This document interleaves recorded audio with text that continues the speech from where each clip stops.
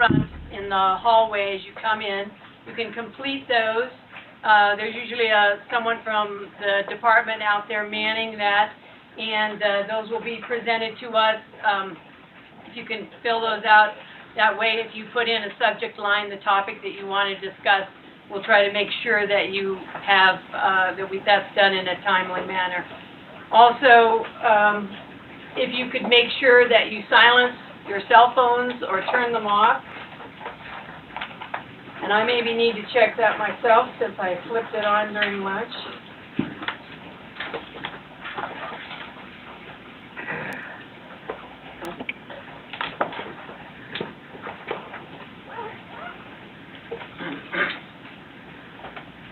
We did not do introductions this morning like we normally do for staff present and for the audience.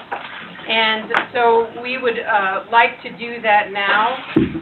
Would you please give your names and the organization, if any, that you are here to represent, or perhaps just yourself, as we go around the room. And I'd like to start with staff.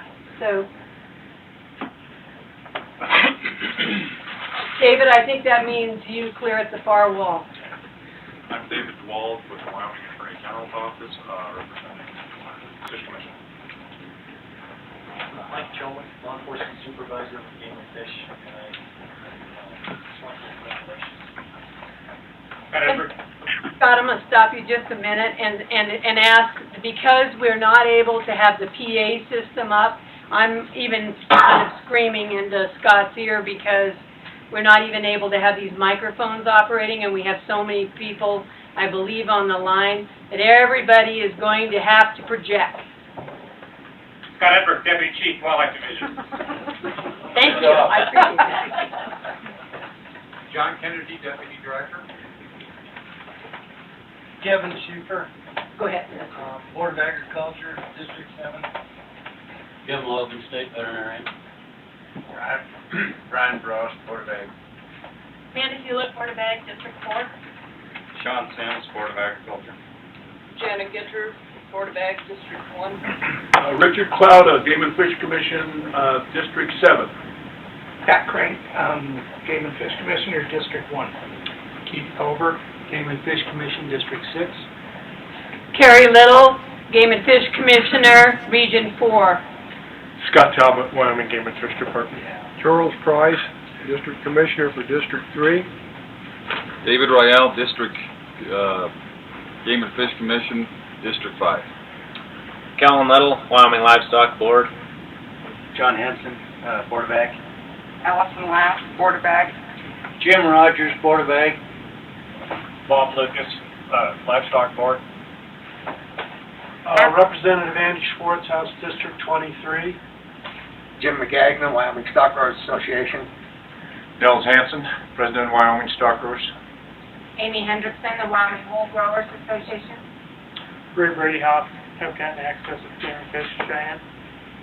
Joy Efford, Pinedale Roundup, Sublet Examiner, and Wyoming Livestock Crop. Brett Morning, Sunlight Range.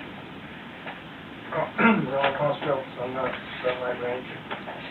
Ron Schieffer, Visitor. Dan Thompson, Wyoming Game and Fish.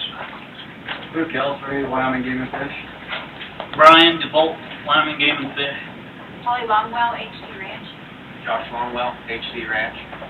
Darren Ray, Wyoming Game and Fish. Steve Marsh, President of Bowens, Wyoming. Travis McNiven, State Natural Resource Advisor, Senator Barrasso. Brianna Little, Senator Barrasso's office, field rep out of Casper.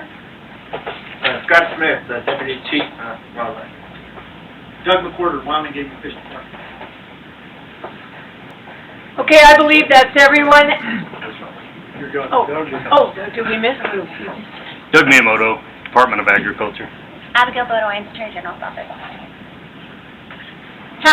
Could we have introductions for those of you who are on the phone, and then would you also mind commenting as to how well you're being able to hear? This is Todd Heward with the Wyoming Livestock Board. We can hear fair. I would like to publicly call this special meeting of the Wyoming Livestock Board to order, and then let the rest of our board members introduce themselves.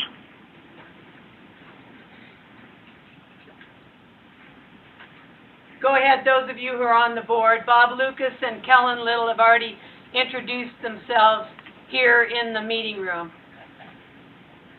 This is Donna Hunt, Newcastle, Wyoming Livestock Board member. This is Cameron Smith, Board of Ag. Mark Isley, Wyoming Livestock Board, out of Cheyenne.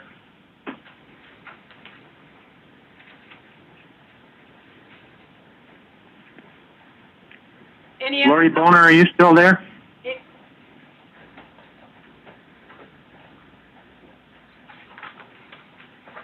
That all on the phone? Steve True, Director, Wyoming Livestock Board.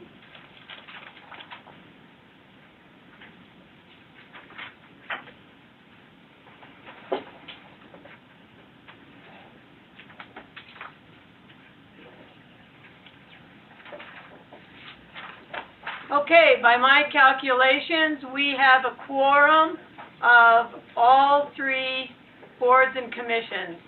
And so we'll be able to proceed with this discussion and vote today. We're going to start with Scott Smith of the Wyoming Game and Fish Commission, who will give us a little history and presentation of this management plan. Madam President, Commissioners, board members. I'm wondering, although you'll be standing in front of some people, I'm wondering if it isn't best for you to come up here. I know I'm screaming, but I'm hoping they can hear me. All right, so pardon me as I stand in front of half the audience. So, Madam President, Commissioners, board members, welcome. So, this afternoon, we're going to discuss Chapter 66. Chapter 66 is the Wyoming Bighorn Domestic Sheep Plan Revision Rules. I'd just real quick like to go step back a bit and talk about how we got where we are today. So, back in February of 2000, right here in Pinedale, Governor Geringer and the late Senator Craig Thomas convened a group of interested domestic and bighorn sheep folks to come together and discuss issues affecting both species, and work with the goal, basically the stated goal right from the very beginning was, to maintain healthy bighorn sheep populations while sustaining an economically viable domestic sheep industry in Wyoming. At the very first meeting, over 50 attendees came together here in Pinedale to start working on what was to become the Wyoming Plan. In September of 2004, this working group finalized what was termed the statewide Bighorn Sheep Domestic Sheep Report and Recommendations. That plan served, and it still serves today, as the offshoot of the work that everyone put into this, the working group put into this plan. So, since the inception of the working group, the overarching goal has been, quote, to maintain healthy bighorn sheep populations, and I already said that, okay. But one of the major tenets of the working group, as it was back in 2000 and it is still today, is to bring together all interested parties and discuss and talk through conflicts as they arise. And I think that model has served us very well. As issues have arose ever since the first meeting in 2000 here in Pinedale, this working group has gotten together and talked through differences of opinion, found common ground, and moved forward with not only developing but implementing this report. So what we have today. So let's fast forward then to two legislative sessions ago in 2014. The legislature passed Wyoming Statute 11-19-604. This legislation was signed adopting the 2004 report and recommendations as Wyoming's, quote, management plan. With that legislation, we are here today to discuss how to, let me find my notes here. So the task in front of us today then is to jointly promulgate a rule between the Wyoming Game and Fish Commission, Wyoming Livestock Board, and the Wyoming Board of Agriculture. And basically this rule then sets the framework for how to amend this plan that's already in statute if at that time the plan needs to be amended. Chapter 66 has 5 sections, and hopefully all the board members have a copy of this regulation. Section 1 provides for the authority to promulgate this rule. Section 2 identifies the purpose of these rules are to outline the procedures required to make changes to the Wyoming Bighorn Domestic Sheep Plan. Section 3 provides definitions for the Board of Ag, Commission, and Livestock Board, Plan, and the statewide Bighorn Domestic Sheep Interaction Working Group. Section 4, as it's been amended, outlines a process to make revisions or amendments to the plan, and then the new Section 5 is proposed amendment to draft rule incorporating the plan by reference. So those basically are the framework of this Chapter 66 regulation we have before us today.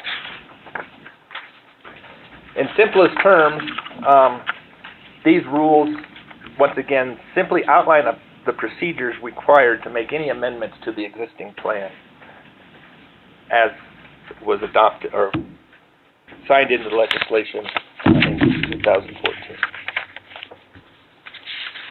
So with that, Madam President, I would open it up for discussion. I know you may have some discussion items you'd like to address regarding this rule. Are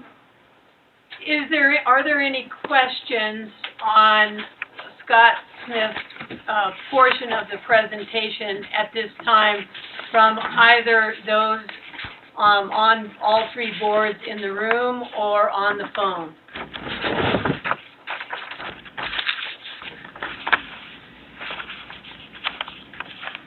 Well, hearing none, I would like to just go over briefly how this is going to be handled so that everyone understands.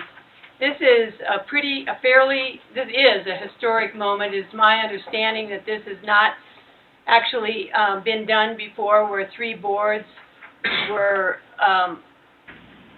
instrumental in working together to put regulations like this in place.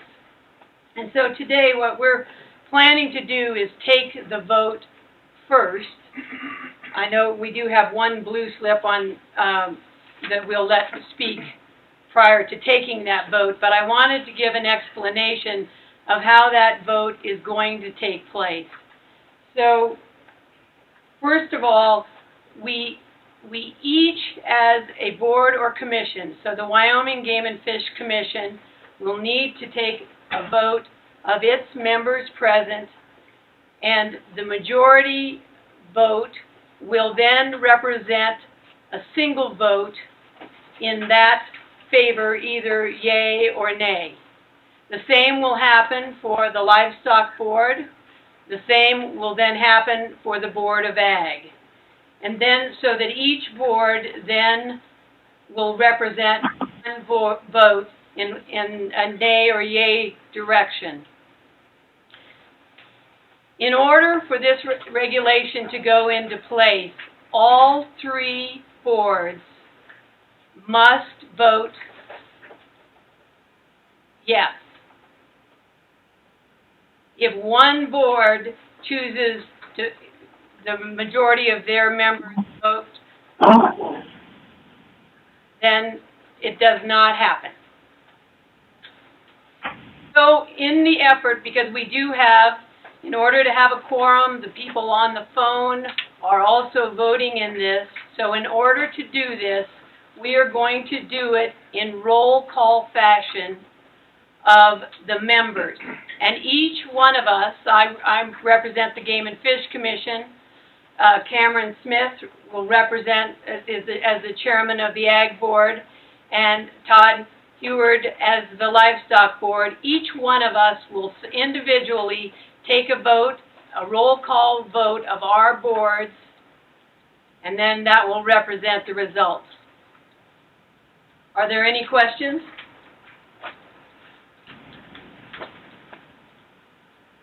If not, before we take that vote, I do have one blue slip from Jim Magagna, Executive Director of the Wyoming Stock Growers Association, and I would give you time to speak, Jim. Thank you, Madam President, and I'd have to come up here a little bit near the phone. I'm sorry to make you turn your back. sorry to stand here in front of you and do this, but as the rules were put out for public comment, we were very concerned, and I believe you've all seen my comments, so I won't repeat any of that, that it was not a viable process to require a consensus of the Bighorn Sheep Working Group, because that is a very undefined group as it exists today. I've seen what I believe are some proposed changes from the Attorney General's office. I don't know what you have in front of you, but if those are the changes in front of you, I believe those find a workable way to address that issue by allowing these three boards to seek input, or requiring to seek input from the Bighorn Sheep Working Group, but a consensus of that group is no longer necessary, and these three boards would be able to proceed with changes to the rules, even if they didn't receive recommendations to do so. They have to seek them, but they don't have to depend upon a recommendation. So if that's the version behind you, then we're fully supportive of that, and other than addressing any questions, I would not have anything else. In answer to your question, that is the version that I have before me. Okay. Is the version with the clarifications written by Abigail. And that's the version that will be voted on? Is that my That's understanding? the version that will be voted on. Okay, then we're fully supportive of that version. Thank you. Thank you. Are there any questions for Mr. Magagna?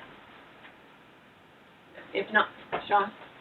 Madam Chairman, the amendment that I have says it will or may recommend consensus-based.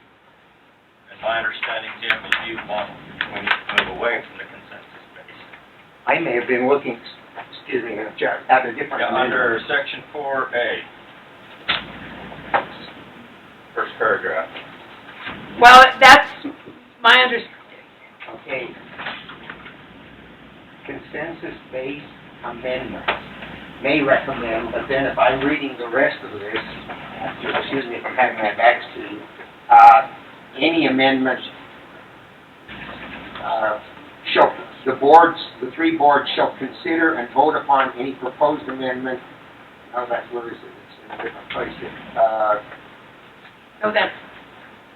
That may recommend. Okay, the board, commission, and board may amend the plan after seeking the advice of the Wyoming State Bighorn Domestic Sheep Interaction Working Group.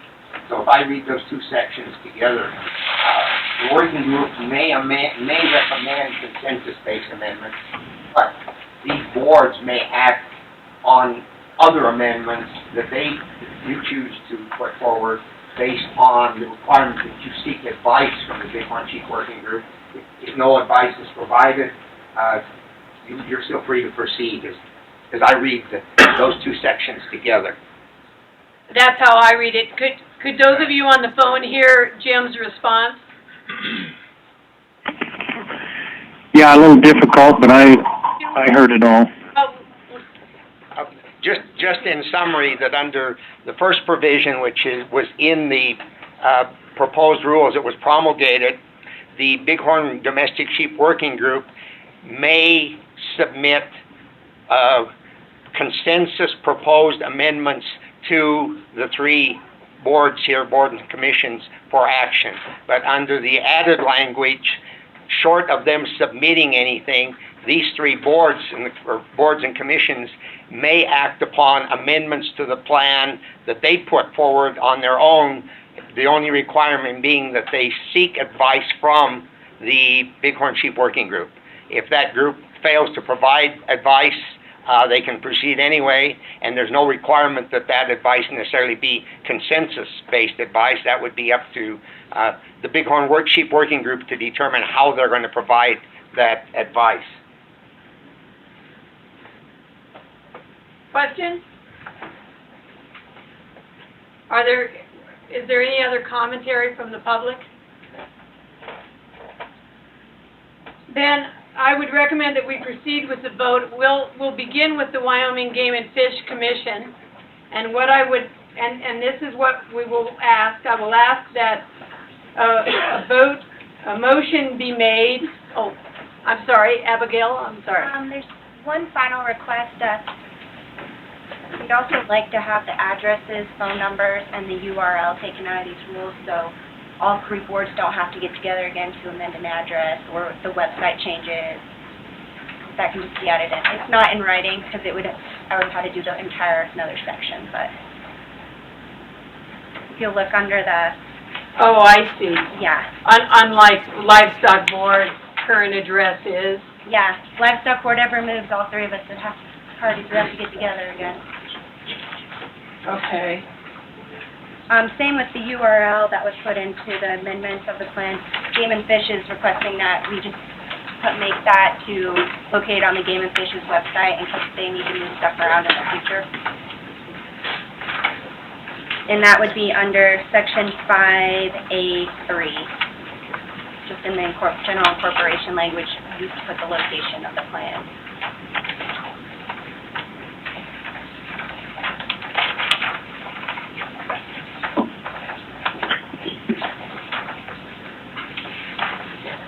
Abigail, what are you saying? You're saying that you want to take the address out of the commission office part? The commission, all three addresses we would be removing, and then also under the new Section 5, Incorporation by Reference, subsection A3, we have the location of the URL where the plan can be found electronically. Game and Fish has requested that we just put that the plan shall be located on the Game and Fish's department's website. That way, in case they need to move stuff around in the future regarding that URL, we don't have to amend the plan then to change it. Just a couple technicalities to make this easier in the future. Okay, so I just want to say that the plan that I'm looking at does not have the URL there. You can have my copy. Madam President, ma'am. Yes. Just to make clear, I just want to make sure that we're all looking at the draft that says draft 7516.5. Is that the draft that everyone has in front of them today? No. That's what I have. Okay, we have copies of the 7516.5 draft we can distribute. Let's make sure everyone has a copy before we move forward. What about those of you on the phone? Do you have a copy of draft 7516.5 to look at? Yes. Yes.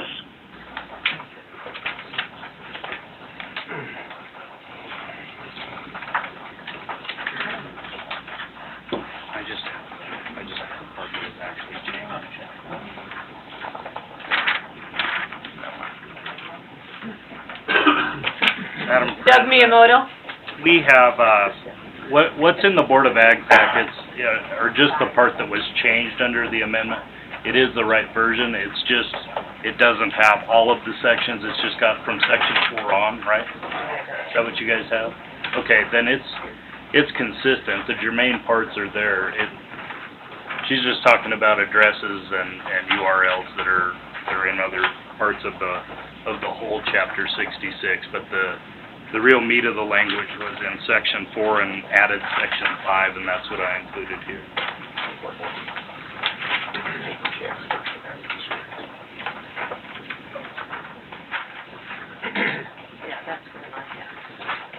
Okay, so, yes, Dr. Logan. I also need to tell the livestock board members that what I had sent to you yesterday or the day before was consistent with what's being looked at here today.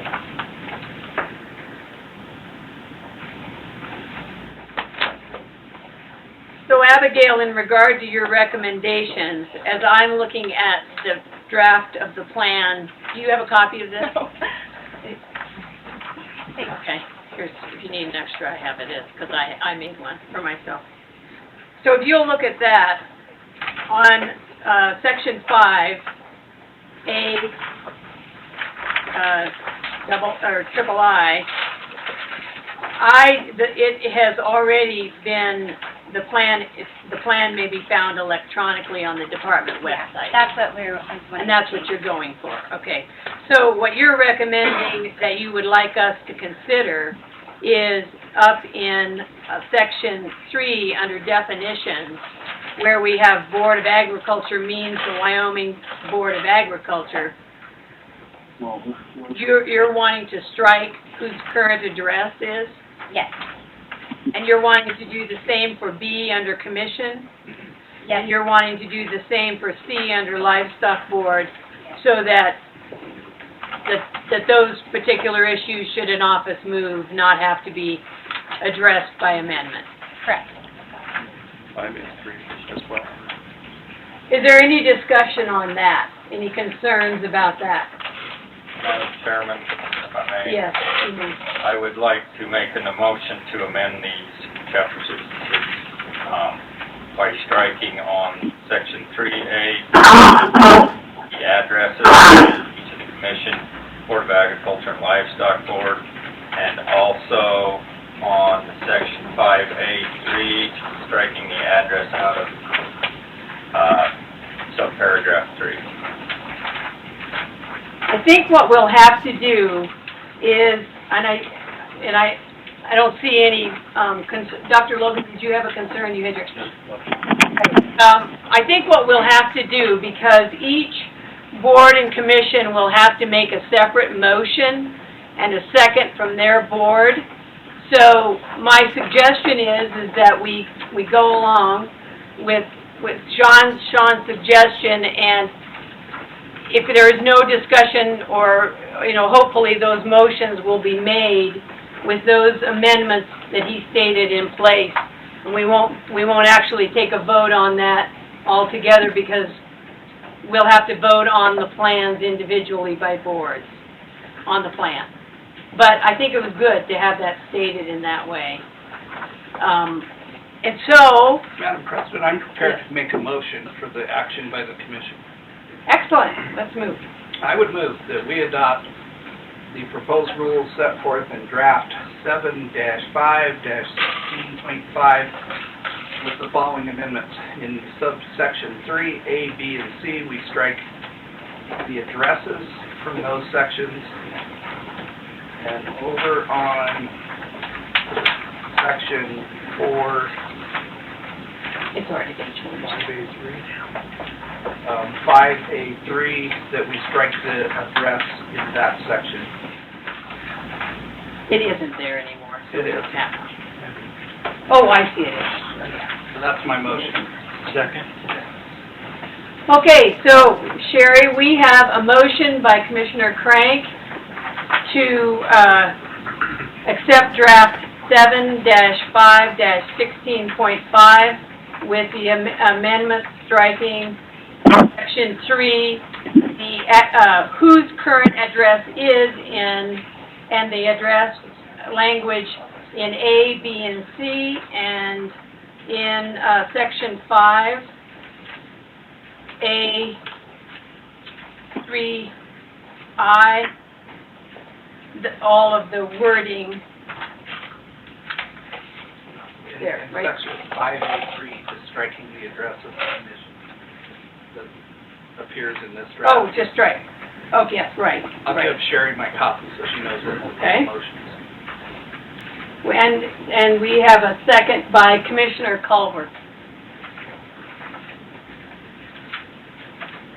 Sherry, do you feel comfortable with that? Yes, ma'am. All right. Then we will take a vote, and we'll do it by roll call. So, beginning with Commissioner Culver.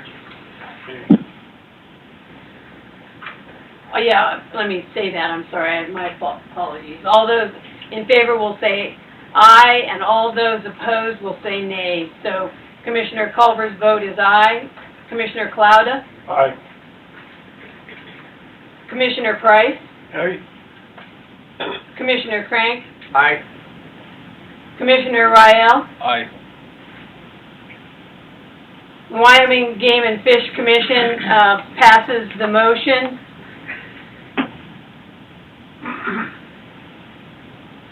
Chairman Smith, I'll turn this over to you to for the Board of Ag. Oh. Since this was written, we've had a change of our leadership. Our president's not here, but our Vice President, Jim Rogers, is here. Oh. He should take Hey, Mr. Rogers. If it's up to the Board of Ag, I will entertain a motion with the same verbiage as what the commission passed. Mr. Chairman, I'd restate my motion from previous, which is consistent with the amendment. Second. It's been moved and seconded. Do we need to do a roll call vote to us, please? You do. Would you need the names of those? I hope Doug hasn't. I've got them. I'll let you call them. Okay. Amanda Hewlett. Aye. Allison Lass. Aye. Brian Frost. Aye. Cameron Smith. Aye. Jana Ginter. Aye. Jim Rogers. Aye. John Hanson. Aye. Kevin Schieffer. Aye. Sean Sims. Aye.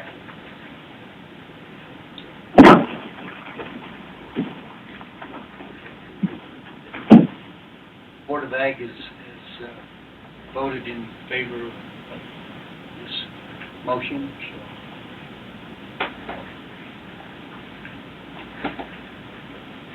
President Heward, the Livestock Board is next. Okay, I would entertain a motion similar to what has been presented. This is Kellen Little. I'll make a motion to follow the Board of Ag and the Wyoming Game and Fish Commission on the change of this.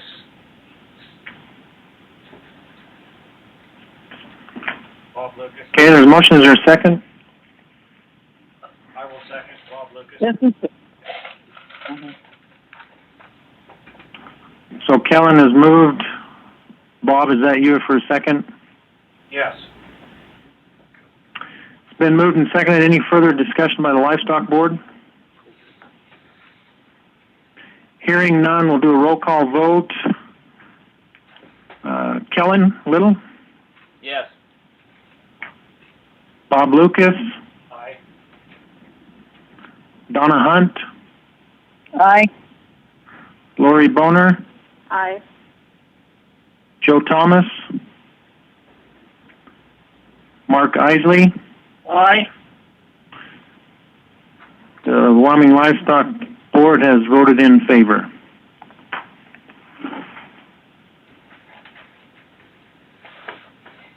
Okay, all three boards have voted in favor, so the motion carries, and Chapter 66, as amended, becomes regulation. Now that is the case, I'd like us to have some discussion on how we can formulate a plan moving forward.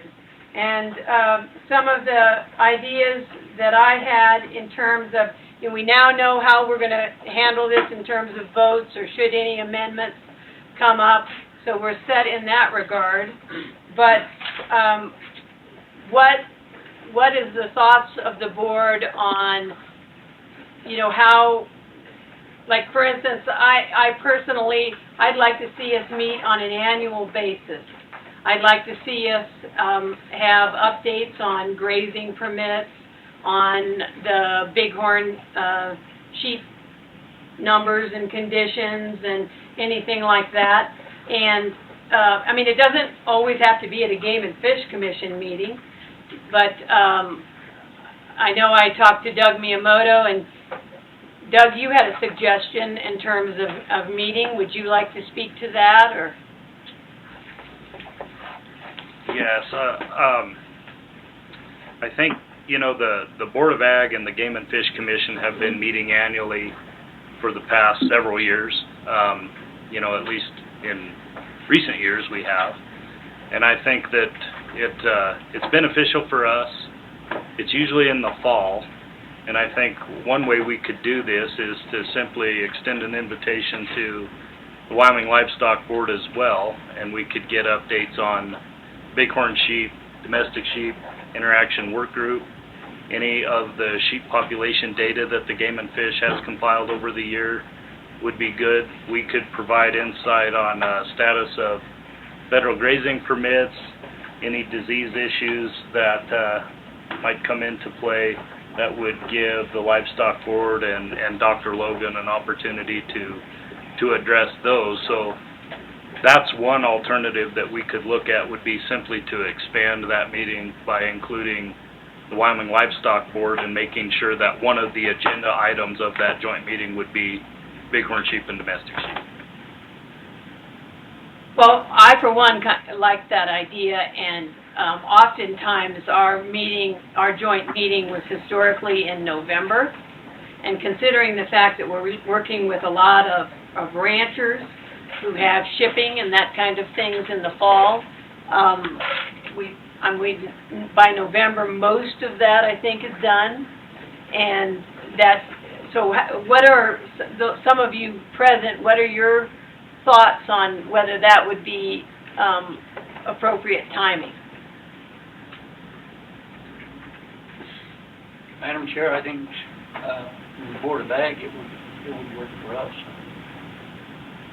And normally, for commission meetings, we move them all over the state, and November would be one of them that would be in different parts of the state. But if we knew that we were going to do this on an annual basis, it would give people like Dr. Logan, it would give Scott Smith, and any of others of the department, they would know that that was an expectation each November. And we could, if it worked better for all of you, we could plan for that to not be something that was moved all around, but something that we had in a more central location to try to make it easy on everyone, which, to my way of thinking, would be Riverton or Lander. I don't know if anybody has thoughts on that. I guess my only comment would be we need some venue that's big enough to hold all three boards. You're not commenting on our, specifically on our close quarters today, are you?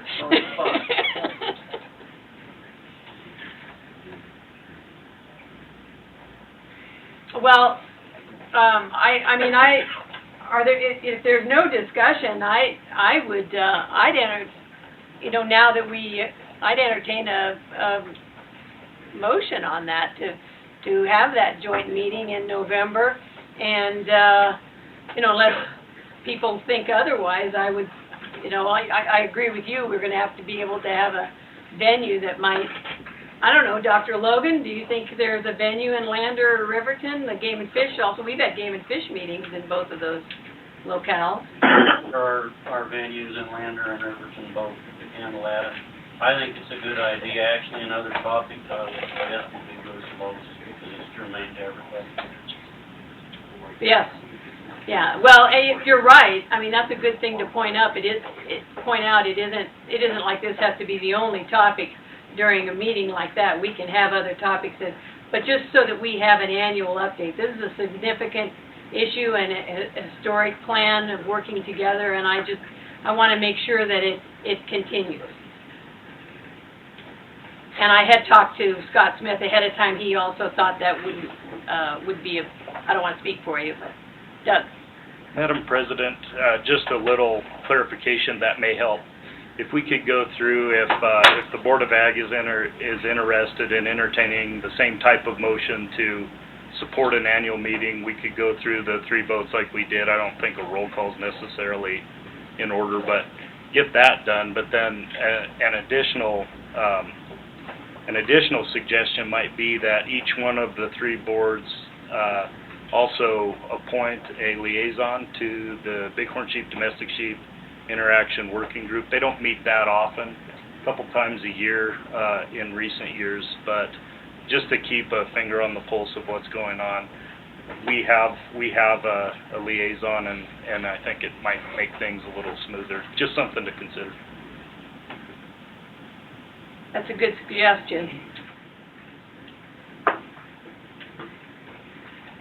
Well, let's do that. Oh, I'm sorry. Madam Chairman, step back a second on the plan. We voted on the amendments to the Chapter 66 rules. But it says on Section 4C, any amendments to the plan. Are we only accepting amendments to the plan or recommendations for amendments from the working group, or are we accepting them from anybody under these regulations? If you read B, we're accepting them. I mean, we may accept them from the working group meeting. I just need clarification. But in addition, they can come from all 3 of the boards as well. I mean, individually from those boards. Are we accepting amendments from the general public? Would those be something these 3 boards would entertain according to these? Would we be, I guess, more That's not to how the I point, would we be forced to entertain amendments? From a legal standpoint, the way they are. So this would be under 4B, and this just says the Board of Ag Commission and Livestock Board may amend the plan. Someone comes to you with an idea or amendment they want, that it has to go through all the boards, and it's up to you. But it says this will satisfy the advice requirement. Advice requirement, if it comes from any recommended amendment made by the Wyoming State Bighorn Domestic Sheep Interaction Working Group shall satisfy the advice requirement up in 4A, where All right. we're under 4B, we have to seek their advice for any amendment. If they send us a recommendation, the working group sends us a recommendation, we don't have to go get their advice again. But if a outside Joe group Schmo comes sends- in off the street and wants to amend this plan, and we all think it's a good idea, we seek the working group's advice, All right. we can vote however we choose. But the way I read it is, if someone comes to us with a proposal for an amendment, they come to the the Ag Board with a proposal. If that's not something you're interested in, you won't be bringing it to the other 2 boards. All right. I just want to have that clarification because I don't want to get in that position. Right. All right, well, I would entertain a motion from the Wyoming Game and Fish Commission, and I would start there. We won't, we'll take Doug's suggestion, and we won't do this by roll call. We now know who we have present. So, to have an annual meeting with updates in regard to this plan and aspects that affect it, and have that of the Livestock Board, the Game and Fish Commission, and the Board of Ag, have that in November and at a central location such as Riverton or Lander. And is there any discussion or before that? Madam President, I don't believe the location needs to be part of the motion. Agreed. That ties us down to those specific locations. Good point. Madam Chair, I don't want to speak for the Livestock Board, but I think as far as I'm concerned, I support the November if there is going to be a better month. Best month out of the year for the ranchers, and I know we all are, that's going to be November, so if there's any time that'd work, that'd be the best. And I think later in November, right before Thanksgiving, the middle of November would probably be the best. I know that doesn't have to be part of the amendment, but as far as trying to organize it, you'll still have people shipping the first week of November, most likely. Thank you. Any other comments? Commissioner Price. Commissioner Culver said we didn't think we needed to specify a location. If we're gonna specify a time, I think maybe it'd be just as well to specify a location. Well,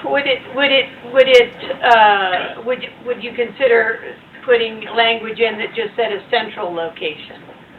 Just in case, I'm assuming Commissioner Culver's point is, what if a venue can't be obtained in November in Riverton and Lander? Yeah, we might move it to Casper, we might move it to Douglas. I mean, there's any number of given venues that we might use. I don't know, I don't see a benefit to specifying the location. I see some potential drawbacks. I think a central location would work. I mean, Sean? Madam Chairman, being that the working group, not to throw a whole kink and everything will work in the better times of the year, but they meet in December. I personally feel it would be better for these three boards to hear from a representative of that working group after that, and that may mean that, timing is after their group or a January meeting. I think it would be good to have that information fed to us as soon and as fresh as it can be off of that. I know, if you start getting January, there's a lot of things going on, people and that, but based on when they meet, I think it'd be better for us to meet shortly thereafter to have that information disseminated. Just a thought for the board, three boards to consider. Dr. Logan? Madam Chairman, as co-chair of the working group, and I've concurred with, or visited with Doug McWhirter, who is the co-chair also, we could change our meeting time. Sean's right, we have historically kind of met in December, but there's nothing really set in stone about that. And if this comes to pass, and then we are aware that there's going to be a meeting in late November, we could certainly change the timing of the working group meeting. Madam Chairman, can we establish a place for this year, and then in November establish a meeting place for the following year and do it annually? That be, this way we know? Certainly. We're not locked into a Riverton Lander type of... Certainly. We could agree upon a location at the annual meeting. Yeah, for the next year. Right. So in other words, we could make a motion, what you're suggesting, Commissioner Rael, is that we make a motion to have an annual meeting in November with the dates and location to be determined annually for the following year. Any discussion on that? I'm ready to make a motion. I'd entertain a motion from the I commission. move that we have a joint meeting between the Board of Ag, the Livestock Board, and the Commission to be held in November each year to discuss relevant topics, including this plan and other common issues. I At a second that. location to be determined jointly by the three boards on an annual basis. I second that motion. Sherry, did you get that motion made by Commissioner Crank and seconded by Commissioner Rael? All right, then is there any further discussion? Are we ready for a vote from the... Call for the question. Oh, Commissioner Price. Okay. In your motion, Commissioner Crank, we're gonna set, excuse me, Richard, I'll try to speak up, my voice is low. But are we going to set the next year's date and location at that meeting? Yeah, I think that's what I said. I think we ought to include that. I think would make an amendment to include that. Did you say that? Yes, I felt he did. Yeah. Okay. Call for the question.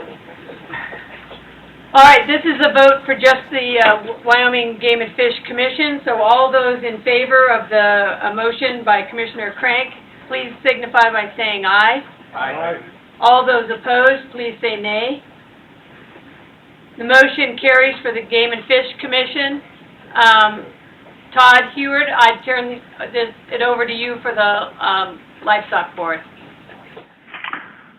I would entertain a similar motion.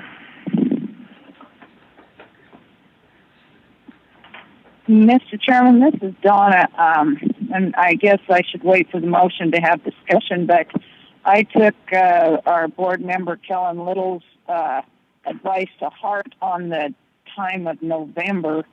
It seemed to me like he thought most producers are pretty busy in November, and I guess I'd like to see it a different time of year, even though it's just one person being the liaison. We're all kind of in the same boat that time of year.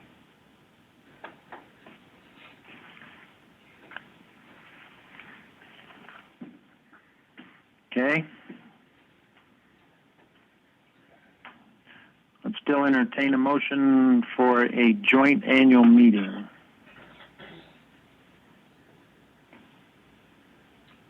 I'll make a motion. Mr. Chairman, this is Lori Boner, and I would so move. Okay, Lori, would your motion be identical to that of the Game and Fish Commission, or would it be different? I think identical. Okay, there's a motion on the floor. Is there a second? Mark Isley, I'll second it. Okay, motion and second. Any further discussion on that? Mr. Chairman, this is Donna again. So our motion is that it will be in November and in Riverton, Orlando, and at that meeting they will set the date and place for the following year. Is that the motion? Yes. You know, if I might correct you, if the motion was to be like the Wyoming Game and Fish Commission passed, and it does not include Riverton and Lander actually named. It's just an annual meeting by all three boards and commissions in November, and the date and location to be determined annually. Thank you. Does that answer your question, Donna? Yes, but Mr. Chairman, I'd like to ask Kellen Little if that date and time, because if we're going to choose a liaison, it seems to me it would be a person from the sheep industry that would be probably the best person for the job. And since he is that, I guess my question to him would be if that is acceptable to him. Yes, Donna, I think that is. Okay, thanks, Kellen. Any further discussion? Hearing none, all those in favor of the motion say aye. Aye. Aye. Any opposed? Same sign. Hearing none, motion passes by the Wyoming Livestock Board. For the Wyoming Board of Agriculture, I would entertain a motion with the same verbiage as the Commission's motion. Mr. Chairman, I so move to have identical language in that motion for the Board of Ag. Been moved, is there a second? I second that. Been moved and seconded. Any discussion? All those in favor say aye. Aye. Opposed, same Aye. sign. Motion carries. The only other thing I had on my list was that we are, for this portion, all of the boards will have to be able to approve the minutes of these meetings so that we reach a consensus on those minutes. And I realize that everybody will have to do so at their meetings. So, for this particular meeting, would it be best for Sherry to send out the notes that she has taken? I know Doug is taking notes. I've taken a few notes.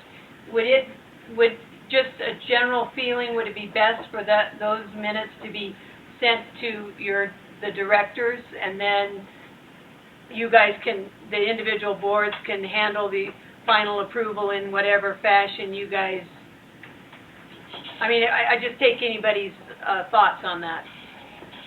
This This is Todd with Livestock Board. That would be best for us so that we can handle it in an appropriate manner. So that no final approval of the actual minutes of the meetings that pertain to this. I mean, just like all the votes, in the end, everyone will have to approve the minutes, but you'll do so at your individual next meeting or whatever. Is there any discussion on it? I don't think we need to. I don't think there needs to be a motion on that unless anyone feels differently. I assume we can be in agreement on that at least. I think everyone agrees. Awesome. If there's no other comments on this particular agenda item, I believe that meets everything that I had in mind, and I would entertain any discussion or thoughts by anybody else while we're here.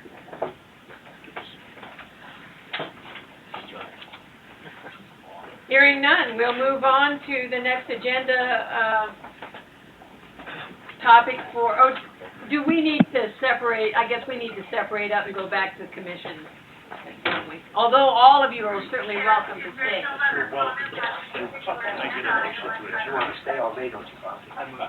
So let's take a break. That was so thanks to all of you on the phone, and we're going to take a 10 to 15 minute break while we readjust the room back to the Wyoming Game and Fish Commission. Madam Chairman.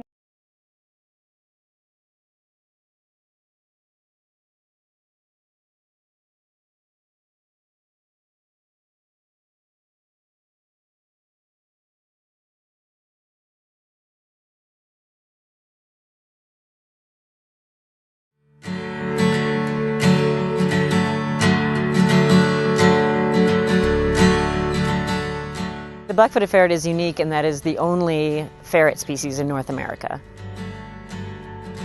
They have black feet, they have a black-tipped tail, black face mask. They have very pronounced canines, which they use to suffocate their primary prey, which is the prairie dog. Black-footed ferret is often confused with the domestic ferret that you might see at pet stores, but is a completely different species.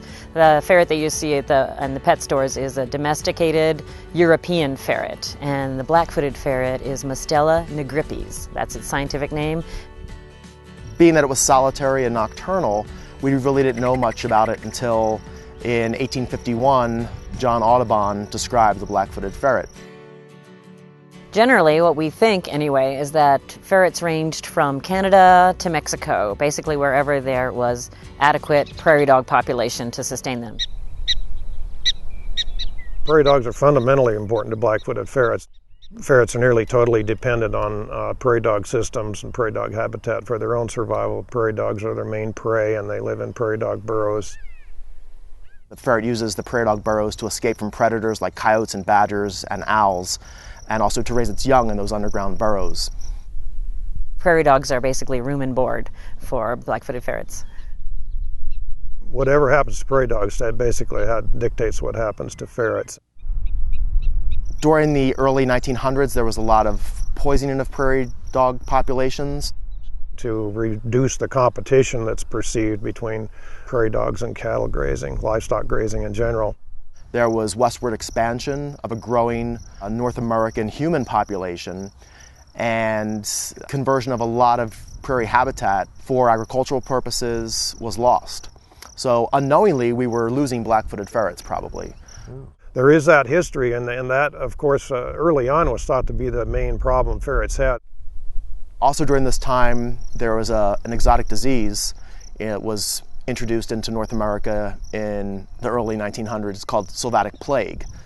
Plague is something that North American animals, prairie dogs, are not evolved to deal with. Has a devastating effect, killing prairie dogs and black-footed ferrets. Back in the 60s, they were actually thinking that the black-footed ferret may be extinct because they just can't find it. A population was found in South Dakota in the mid-1960s. That population was studied. We did learn a little bit about the life history of black-footed ferrets, and actually some of those animals were brought into captivity and produced offspring. Unfortunately, all those offspring died. In 1972, a black-footed ferret was found dead in a stock tank near Leo, Wyoming, which is outside of the Shirley Basin area. And that was the last known animal that anybody had seen, any specimen or any evidence that possibly they still existed. By the time the Endangered Species Act came along in 1973, they were already recognized. They were one of the first ones listed, but before that there was recognition that they were rare. Less than 2% of prairie dogs exist now than did historically. So you can see why black-footed ferrets would become endangered.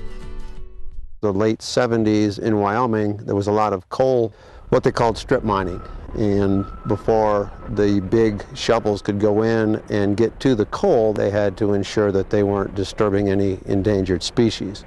So our job with the Fish and Wildlife Service then was to go out, survey those areas for black-footed ferrets, and then either give them the green light to go ahead and proceed with mining or not. And up to that point, we had not discovered any black-footed ferrets on those coal lease areas.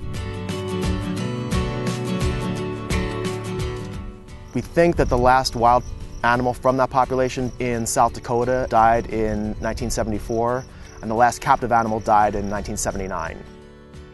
And they hadn't been seen in the wild or verified in the wild for several years. We thought the ferret was extinct again.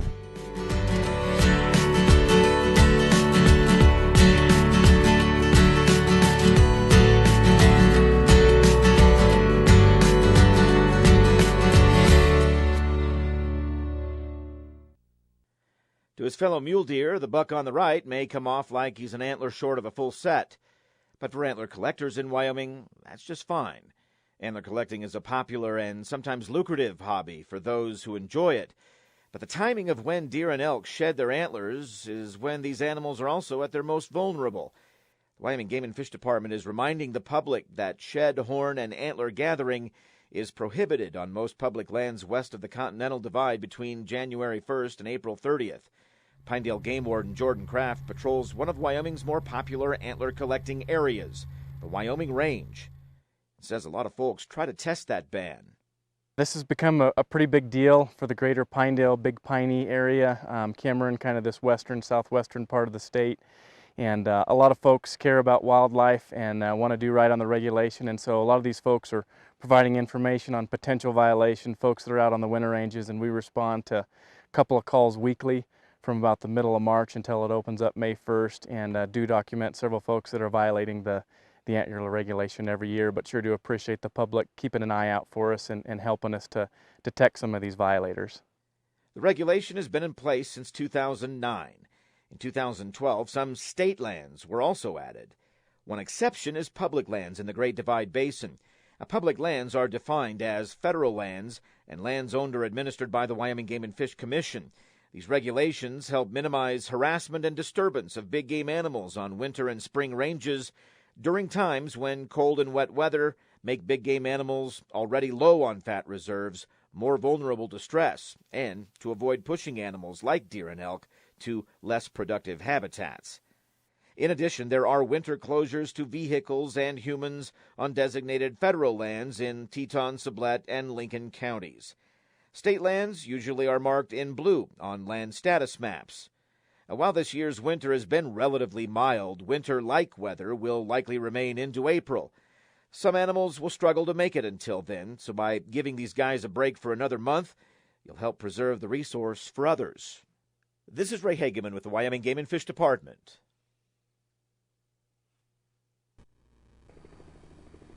So let's say the plan is to get beaver to build some beaver dams. But there's a shortage of material for them to do their job. But what about dropping the goods off on their front porch? Wyoming Game and Fish Department is taking an innovative approach to improve water quality and reduce the amount of sediment being dumped into the North Platte River from Bolton Creek near Casper. And beaver are doing part of the job.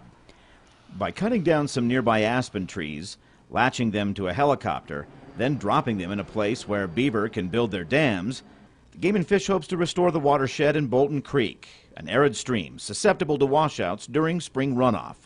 Casper Game and Fish habitat biologist Keith Schopp. We're going to start damming water up, which will ultimately start raising the water table, because those areas in adjacent to those beaver dams will start holding that water back.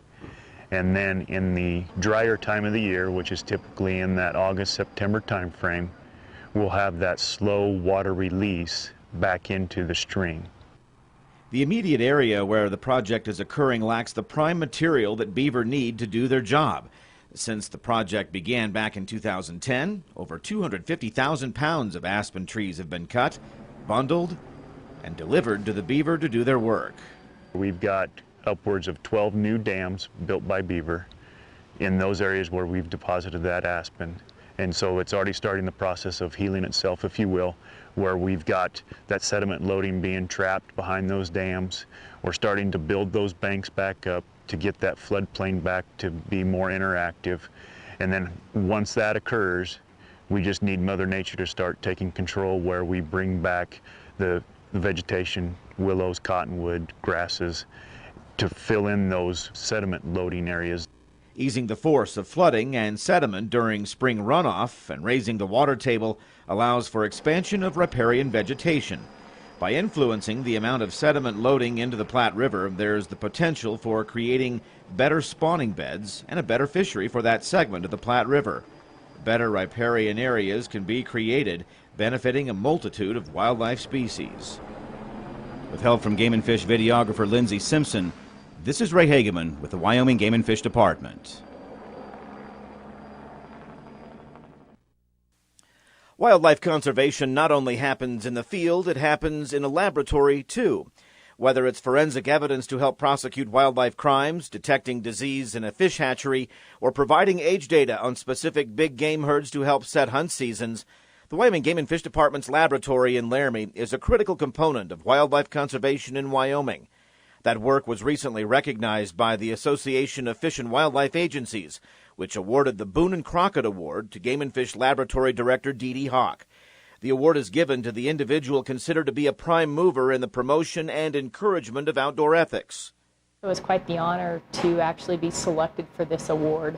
And the thing that's really cool about the Boone and Crockett Award is that they believe in a lot of the same things that the Wyoming Game and Fish does, that that hunting should be preserved, that the resource is very important, and that the game belongs to the public, and that we should preserve it, and we should work towards preserving the resource as well as the places that they occupy. The Game and Fish Lab not only solves wildlife crimes in Wyoming, it takes on cases from 5 other states. The lab also divides its work into 2 other areas, fish health and tooth aging. The fish health program inspects and diagnoses fish raised in the state's aquaculture system and 7 other privately owned facilities.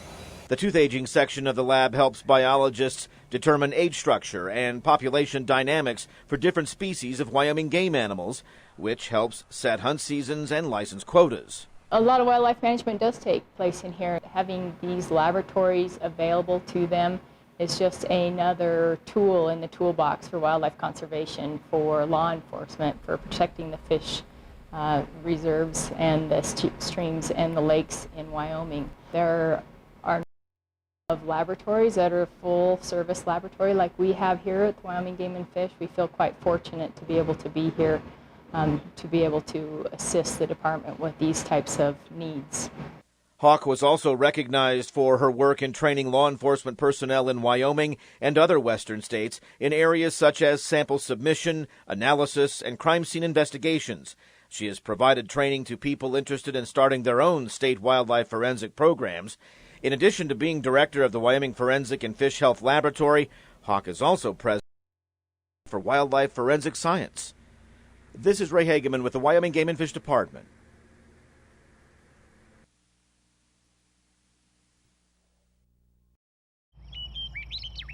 Even the birds are singing about the fishing at Lake DeSmet these days. Located perfectly between Buffalo and Sheridan, just off of Interstate 90, Lake DeSmet is pretty popular with anglers in the area, and it's no wonder. It's due to the healthy rainbow and cutthroat trout populations. Each year, the Wyoming Game and Fish Department conducts gillnet sampling of the lake to get a good look at how the fish populations are doing there from year to year, and how well annual fish stocking is working. The lake also is becoming known for its walleye. Game and Fish Sheridan Region Fisheries Supervisor Paul Mavrakis says it wasn't always that way. Historically, it was just mainly, almost exclusively a trout fishery, rainbows and some cutthroats. And back in the late 80s, some walleye got illegally introduced, and by the mid-90s to 2000, they really became prevalent. They really got a strong hold on the fishery. So we've had to go from stocking a lot of smaller fish to fewer bigger fish. So right now our program's 100,000 rainbows and 50,000 cutthroats on an annual basis, and they're about 8 to 10-inch fish. So how is that working? Stocking larger fish is more expensive. The walleye would make quick work of the trout if smaller fish were stocked. But the 8 to 10-inch fish have a much better chance at getting bigger and ending up in an angler's creel. Is Josh Longwell, representing Hay Creek Land and Cattle Company, submitted damage claim number 16130 for the amount of $43,584.45 for damages to domestic sheep by mountain lions, grizzly bears, and gray wolves. Upon department investigation, the department recommended partial payment in the amount of $5,537.67 based on the fact that some of the claimed damage does not meet statutory or regulatory provisions. Representing Hay Creek Land and Cattle LLC is Mr. Josh Longwell, and Josh will come up here in a minute. The representing department who did the investigation report is Luke Ellsbury, a large carnivore biologist.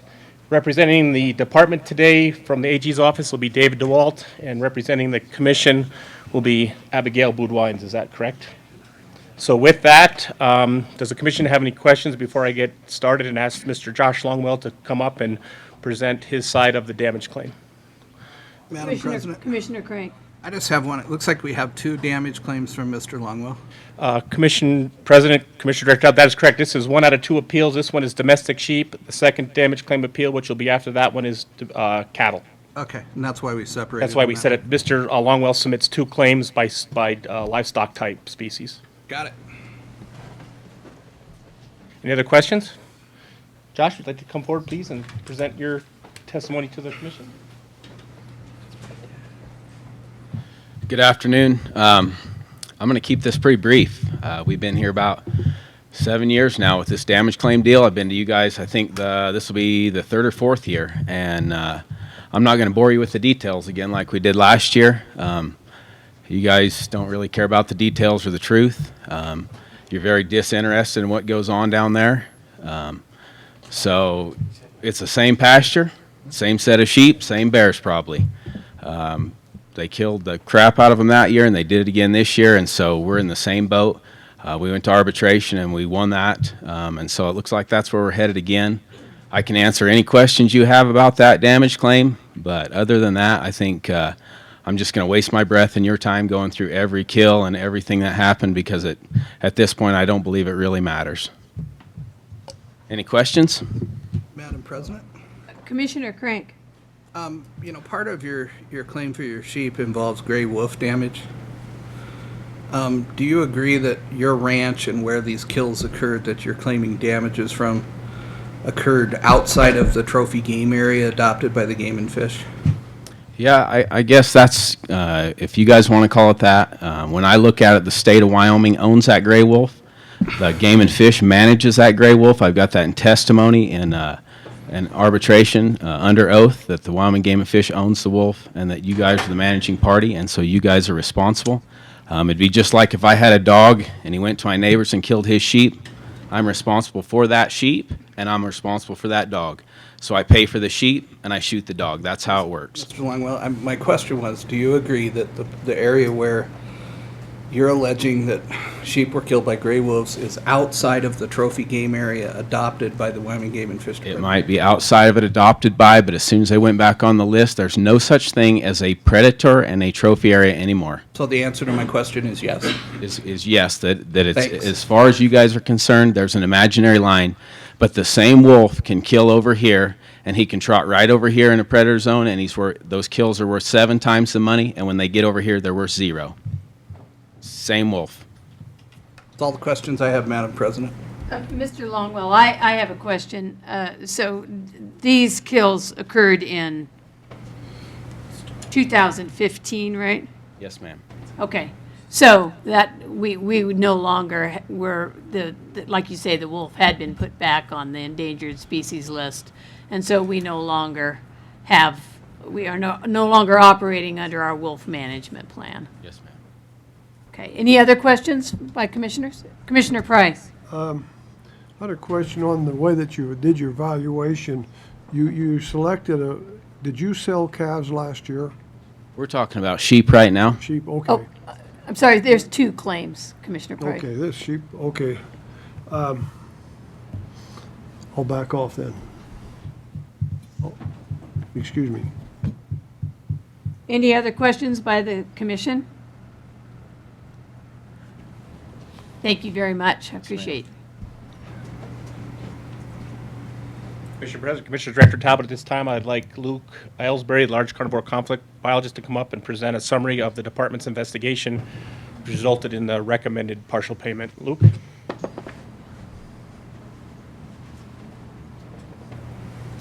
President Little, members of the commission, Director Talbot.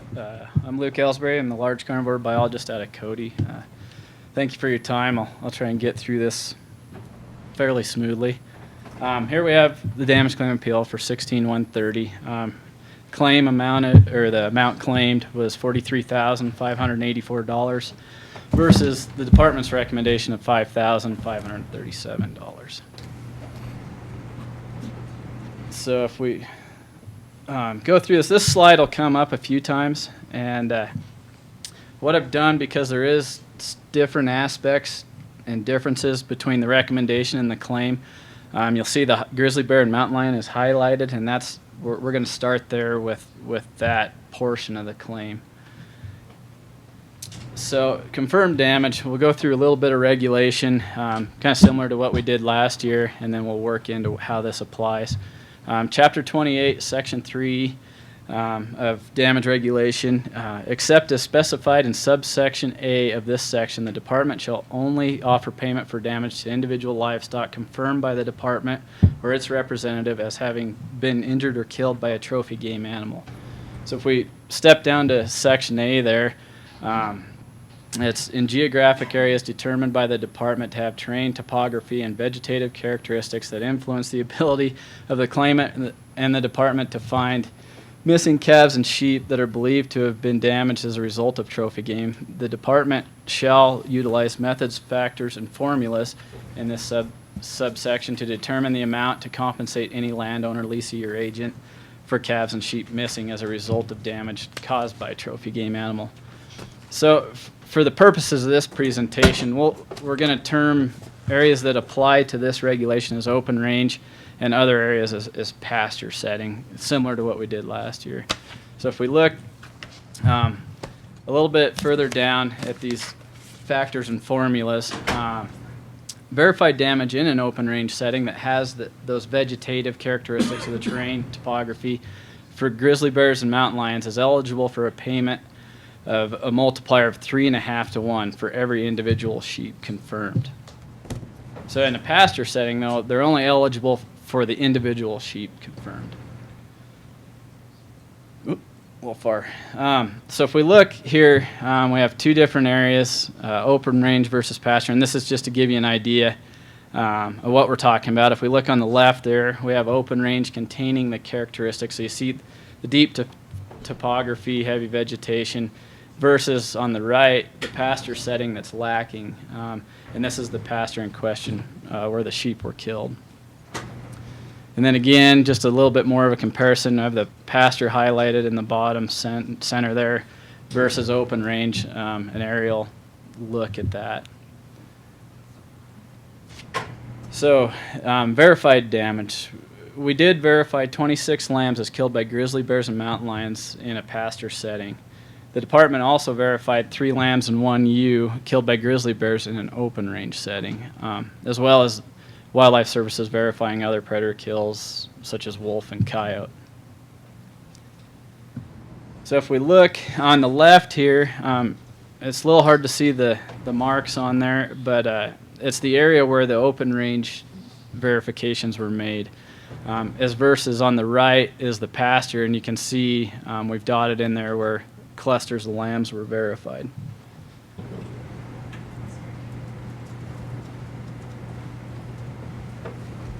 So that was, I guess, the first aspect of the differences between recommended and claimed. So if we look, the next would be wolf damage. So wolf damage claimed by Mr. Longwell. He reported 18 lambs and 6 ewes as killed by wolves during the 2015 grazing season, and that amounted to about $29,179.08. The damage occurred outside of where wolves are classified as trophy game. And a little bit of the reg behind that. Wolves are classified as trophy game animals in certain areas of the state, but not in other areas where wolves are classified as trophy game. So there's predator designation as well. And according to Wyoming Statute 23-1-901, it prohibits the department from considering a claim for wolf damage to livestock outside of that trophy game area. So if we look, I've got a map on here, and it's a little bit rough, but if you see the red arrow, it roughly points to the area where the damage occurred. You can see just north of the Wind River Indian Reservation and east of the boundary, the trophy game boundary.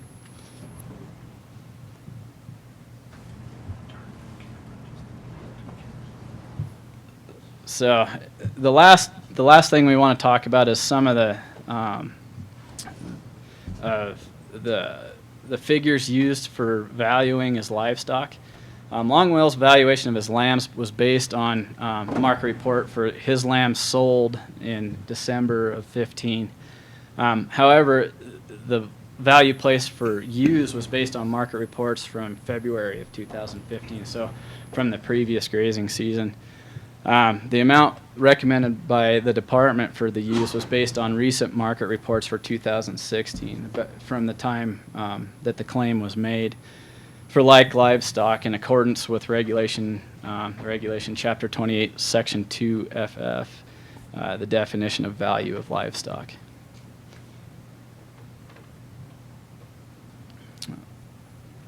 So if we look at the department's recommendation, Mr.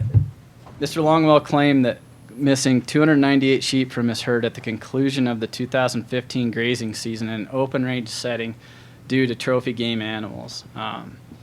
The 1 ewe and 3 lambs that we did verify in open range do qualify him based on the formula of 3.5 to 1 that would apply to those missing 298 sheep. The additional 26 head of sheep were verified in a pasture setting, and so we only do a 1-to-1 payment for those individuals.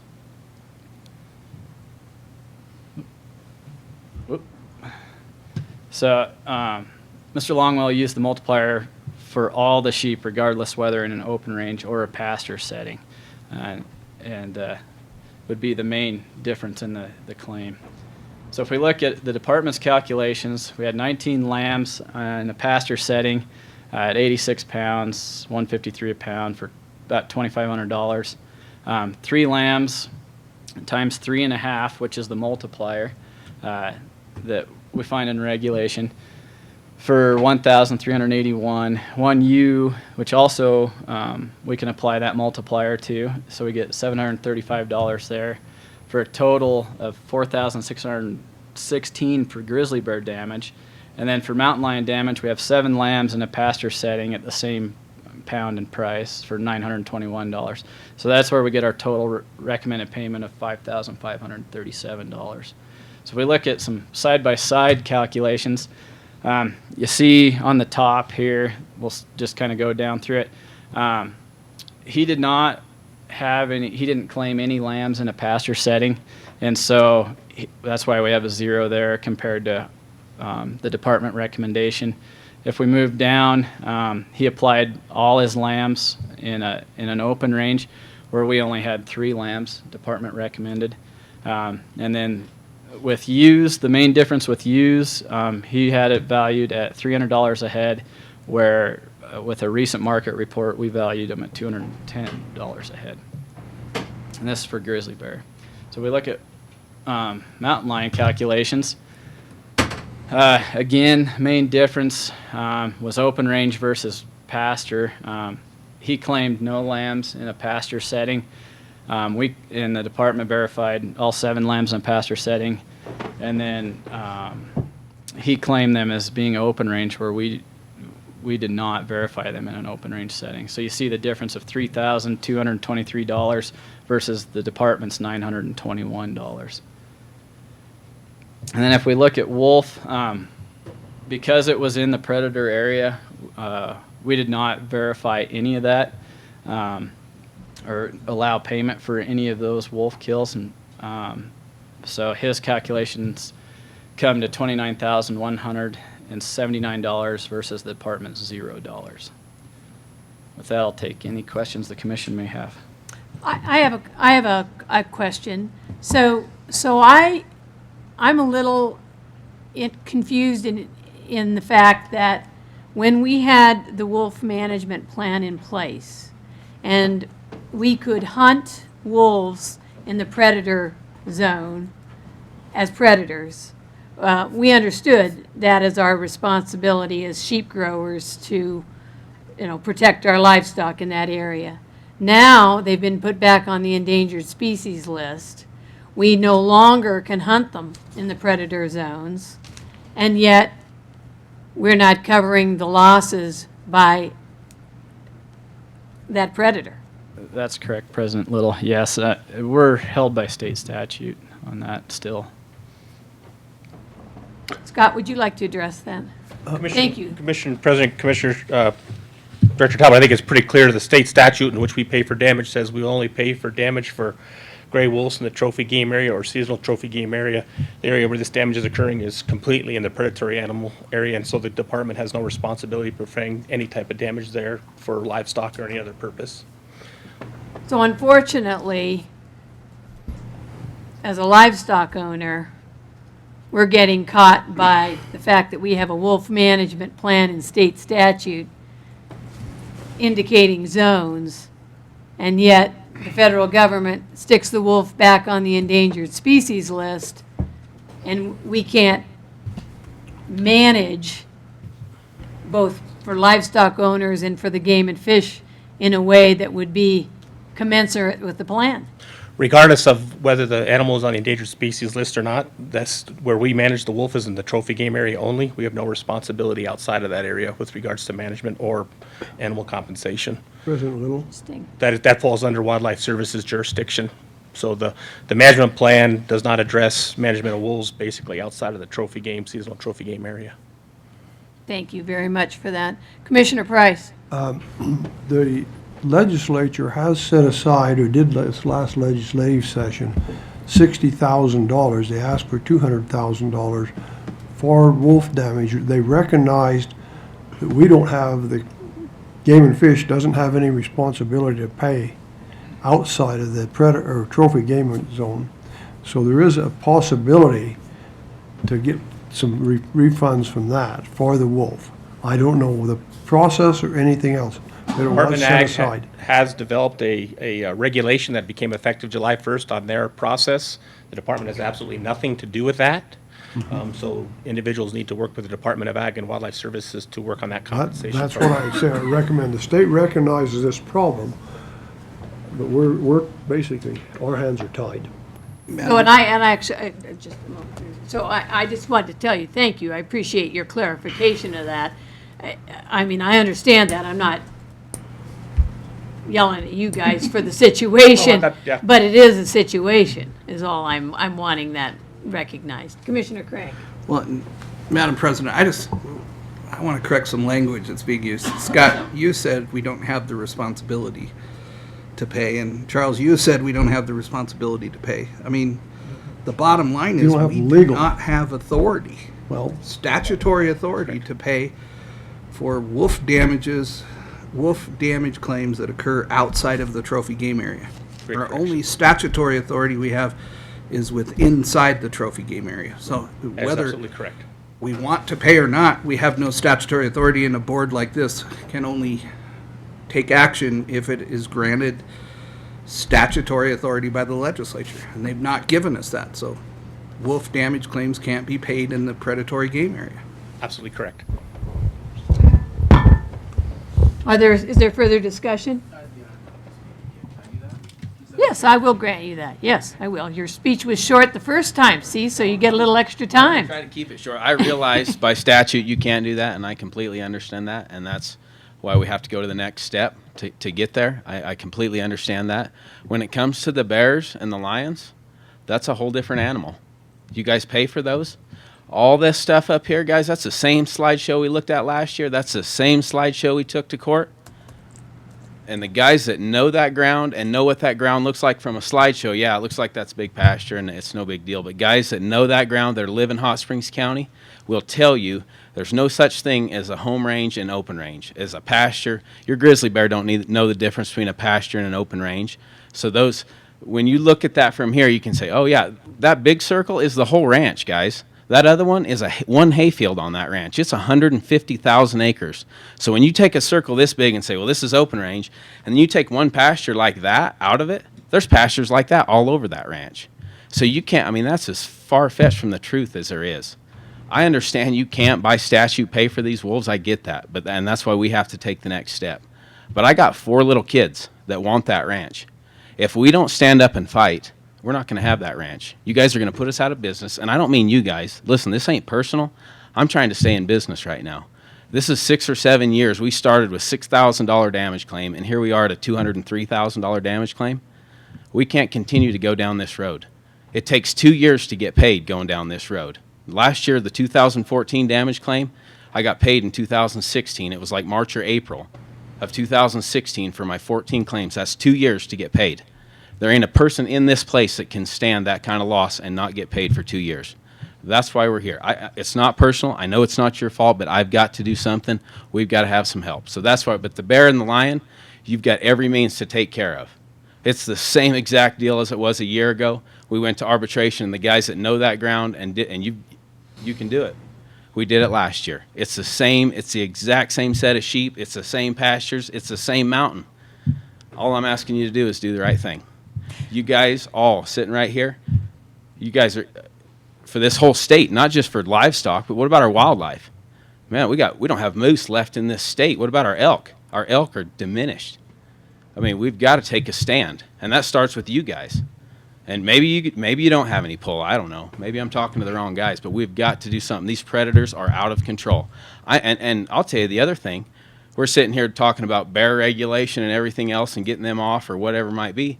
You'll put me in the same deal. When you look at your bear regulation, everything inside that little circle that you have for the wolf will be everything managed for the grizzly bear. Everything outside of that, guess where I sit? I'm outside of the grizzly bear management area once again. So then we get us, oh, these are our areas and these are our imaginary lines and this is trophy and this is whatever we want to call it. The next thing you know, the feds step in and say, whoop, we're endangered again. We get some judge that signs some injunction and says, no, Wyoming, I'm sorry, your plan don't work. Guess where I'm stuck? Back in another predator zone for grizzly bears, and we are covered up with them. Mr. Longwell, I have a question for you. Could we go back, could the IT go back to the photo where we, thank you, where you had the topography, or not really topography maps, but maps showing the open range versus the pasture? You kind of had a side-by-side. Right, yeah, perfect, thank you. So comments from you as well as the game and fish on this. So when I'm I can get the open range and the characteristics there. On the right, on the pasture setting, is that, I mean, what would you say the acreage is enclosed in that figure? I think I figured it for the trial last year. I think there was close to, with that side and the other side, there was 3,000 acres maybe. But probably, I don't know, maybe 800 to 1,000 acres down through there, roughly. You're talking in the yellow? In the yellow. Yeah. Yeah. So is the 800 to 1,000 in the pasture set as described to pasture So let me clarify this. So is that a fence line that's all the yellow? There's a pavement. There's everything on the right, the straight line, and then that sharp corner, that's a paved road. Everything down that on the left side where it's jagged, that's the creek bottom. It's overgrown, willows, trees, big creek bottom. And so as you know as well as I do, those grizzly bears don't live out on that hayfield. They come out there at night. Everything goes back. And this was all done, last year. We could go through that and had testimony. But if you go down through that, there's places you can't ride a saddle horse through that. And so the reason the multiplier was paid in 2014 and the reason I put on there to get the multiplier in 2015 is because you will not find every lamb, and there's collateral damage. When those bears and lions come through there, you end up with dead lambs, bum lambs. I think we went through all this last year, and I was going to try to spare you all the time. Well, that's all right. I guess if I can cut you off just briefly, just kind of in the interest of time, what I was trying to get at was, I mean, I'm assuming, and the Game and Fish may have to answer this question for me, but I'm assuming that the idea between the open range and pasture setting and the calculations are because we all expect that in an open range situation, it is difficult to find all the dead. Yes, ma'am. And that in a pasture setting, when we're considering people having lost there, we're looking at a situation normally, or I would consider, I'll tell you what I consider a pasture setting. I would think of something fenced in so that the bodies are still there and they're locatable. And that might be, instead of you being able to answer that, that's probably something that the Game and Fish would be able to. What I wanted for you, and I believe you've provided, is that the yellow line doesn't represent a fence. It does. No, It does? Well, this side over here is the creek bottom, but it's pretty close to the fence. But what You're you got just saying that some topography inside that fenced right yellow line, if you'll bear with my description, makes it similar to an open range setting. I mean, it looks fairly bare and open to me. And it does, and that's kind of what we went through last year when we went through the arbitration. Is when you range lamb ewes, you'll have sheep scattered from one end of that to the other. And so when a bear or lion, or at nights multiple bears or lions at the same night would come through, you'd come in and all those sheep would be at one end of that. And then you'd have lambs scattered from one end to the other. And so we'd end up with bum lambs that now I have to feed and take care of for the rest of the year. You'd have lambs that had never got up and sucked, that their mother she took off in the middle of the night and never went back to, that didn't have a mark or a bite on them, so there's no verification. So I don't get paid for those. So that's where the multiplier comes in. I've got pictures and everything else, but okay. Here we well, are. that answers my question. But and on top of that too, you're talking a baby lamb. We're talking 1, 2, a week-old lamb. These things are the size of a small football. So you're Easter egg hunting out there. It's not like you see a big cow laying there and she's as big as that table. We're looking for a baby lamb. Right. That big. Right. No, I know what you mean. Okay. Well, that answers my question. Thank you. Do you have any comment to that I've missed? President Little? Oh, you had a question for Mr. Longwell? I'm sorry. One thing, Commissioner I want Price. to correct one thing, Mr. Longwell. Yes, sir. The grizzly bear is you were not basically saying it's going to be, it's throughout the state. If the grizzly bear, we will be compensating for grizzly bears throughout the state. There is no such thing as a trophy game area for grizzly bears. There is if we pass. Yeah, there is the DMA on that. The wolf, it's like a sharp cutoff Yeah, I know. in that.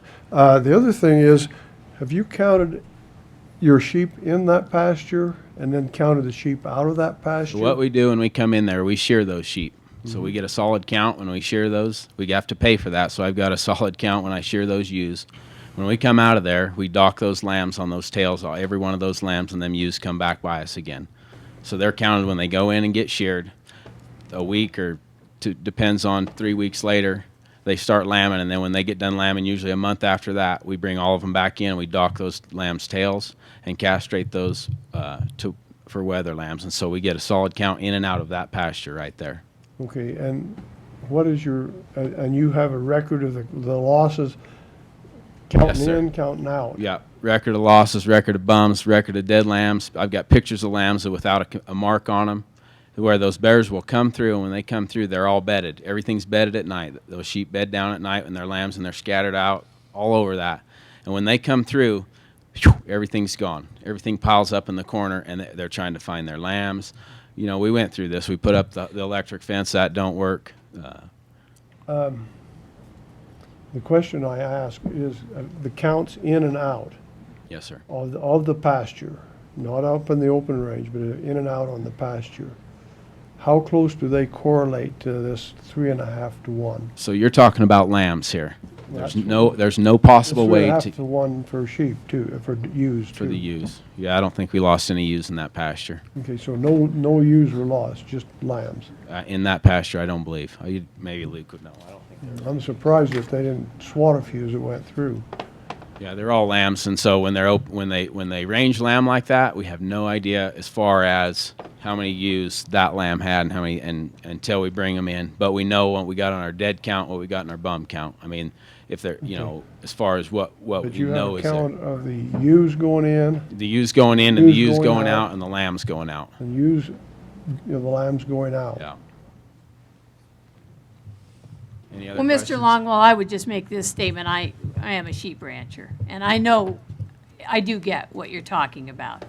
When we lamb, even when those that we lamb in what we call the meadows, we don't go out there during lambing season. You know, you see a little bum, half the time we just have to let it go, because the minute you walk out there, they start shedding lambs.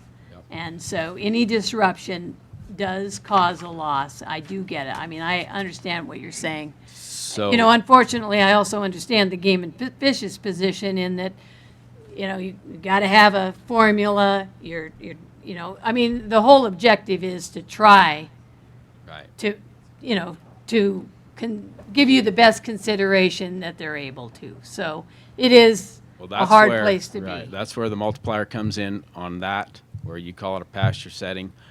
We calculate it as an open range, and it covers the collateral damage caused by bears, wolves, and then of course the next day I've got to call Luke and these guys, and they've got to come in, and then you drive trucks all over, and then so we got to find every lamb that's got bit or got a mark or a claw mark or whatever, and we got to gather them all up. So I've got guys walking through them once again. So here we are stressing them. Right. And by the way, I will tell you guys this guy standing behind me is probably the best employee you got, hands down. So I don't have nothing against this guy. He works his tail off all day, all night. No matter what time you need him, he'll be there. So there's nothing against this kid. He works hard, and he does a good job. So Thank you very much for that. Are there any other questions for either Game and Fish or Mr. Longwell? I'm prepared to make a motion.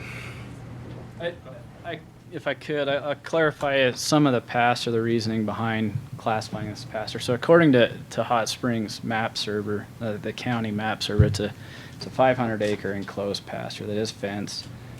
It's relatively short grass, flat pasture, and that's the reasoning behind that classification there. So. Thank you. Thank you. Commissioner Clouda. Prior to the motion, Madam President, Luke, or maybe Scott can answer this. On the one map where it shows the Wind River Indian Reservation in conjunction with, I believe, this pasture, do we have a distance? Do you know how far that is? Let me get here real quick.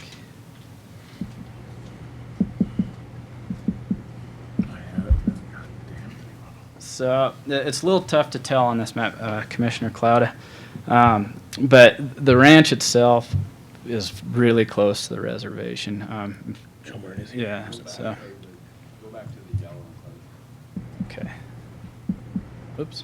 See if I can figure out which way to go here.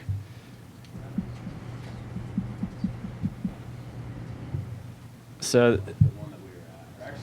That I think. Oops. That one will work right there. It's See the yellow enclosure right there? I see it. That straight line would be the paved roads. See that if you look up there, kind of where that red rim, and then it starts into the snow. Right there's the Indian Reservation.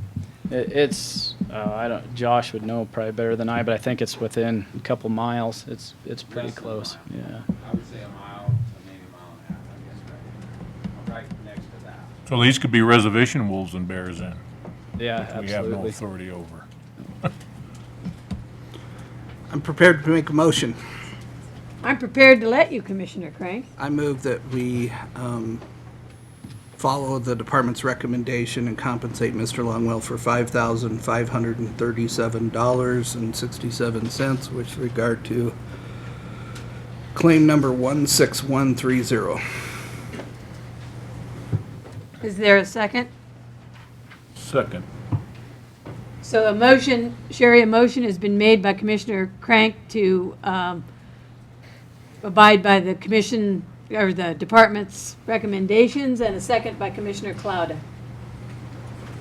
Any discussion? All those in favor, please say aye. Aye. All those opposed, please say nay.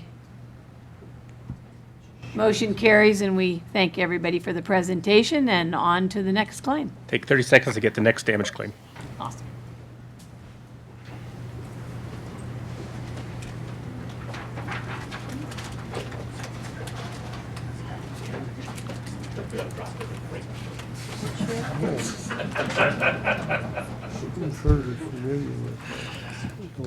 Commission President, Commissioners, Director Talbot, next agenda item is damage claim appeal for Josh Longwell, again, representing Hay Creek Land and Cattle Company. Josh submitted damage claim 16-131, the amount of $162,943.66 for damage to his cattle by grizzly bears and gray wolves. As in the previous one, the claim filed by Mr. Longwell did not meet the statutory and regulatory provisions, and as such, upon department investigation and recommendation of a parcel pay, is the department's recommendation to pay $39,066.62. So with that, Josh is welcome to come up and provide testimony on the claim, followed by Luke Ellsbury. Same deal. We got a few other items on this one. There will actually be an amendment to this one. There was a cow that was caught in a trap, a grizzly bear trap that killed the cow. Was told I could not put her on a damage claim because she was not killed by a trophy game animal, that I had to go through the insurance. Insurance denied payment, so that will be put on this claim moving forward. Once again, it's not Luke's fault, it's not state employees' fault, but at the same time, if the bear wasn't there, the traps wouldn't be there, my cow wouldn't be dead. I know there's going to be some issues, and so I'm just going to hit them with the payment on this. At the end of the year, the market was terrible. Coming the end of the year when I filled this out, I put on there for the yearling steer the futures in April. I held my yearling steers. I took them to a feedlot and finished them. I sold those yearling steers it'd be the end of May, I guess, for that price that I put on there. And it was the April future board on that yearling steer. The calves that we put on there are same thing. I mean, the market was absolutely terrible when I filled out this damage claim. I still own every one of those calves today. They're on that mountain, so I did not sell any of those cattle. I still own every one of them. We wintered them, and we go back to the mountain in the summertime with them. And so there again, I have to take those prices because that's your statute, and we have to follow the rules as far as that goes. But it's going to come up that I claim this and I claim that. I absolutely am going to claim the wolf damage. These wolves and these bears are moving these cattle around this ranch, unbelievable right now. On my way down here, my guys called me, and they've moved 300 pairs out of a pasture that we just had a bear kill in last week. Them cows are in there. The grass is this high. Once again, I know you can't help it, but you guys haven't seen that ranch and you don't know that ground. But we are absolutely covered up with these things. They're running everything around. I think if you let's just take a look at Sunlight Basin or Crandall or any of that. That country used to be plumb full of elk. It probably used to be some of the best elk hunting, elk habitat in this state. If you ride in that country today, you'll be lucky to find any elk. If you do, it's very, very few compared to what it used to be. The reason is these bears and wolves have redistributed these elk. These elk are down at Matitsi. They're clear down in the desert. These elk are moving east. They're doing the exact same thing to my cattle. I took the BLM in there. I'm in the process of trying to get permits reissued on all my BLM ground right now. It's been an 8-year process that I've been involved with it. And I took the BLM in there, the state BLM, and 4 people from Washington out there to do a range tour. And we got to the mountain, and that grass was absolutely fabulous. And they said, what's the deal? And it's all private property. And they said, why is the grass like this? And I said, I cannot keep cows on this mountain. I've got testimony from guys that will show up and tell you exactly what happens up there in the summertime. But I'm not going to drag a bunch of guys down here to come stand in front of you and waste your time when your statutes don't allow for payment. So that's why I'm here. I want to keep it short and sweet. Mr. Crank, I appreciate your courtesy. Just get it done. I mean, you know where we're at, and I do too, so I appreciate it. Anyway, it's the same deal. The cattle are getting harassed. We're getting eat up. There's another one on here I looked at too that was a calf that was killed. He was killed right across the fence from where those sheep were killed by that grizzly bear. She killed lambs one night. We set traps. She went over and killed a calf the next night on the other side. We set traps again. The next night, the cow got caught in the trap and killed. It's never ending. I mean, it's absolutely never ending with these things. But anyway, I'm going to get out of your hair. But that's where we're at.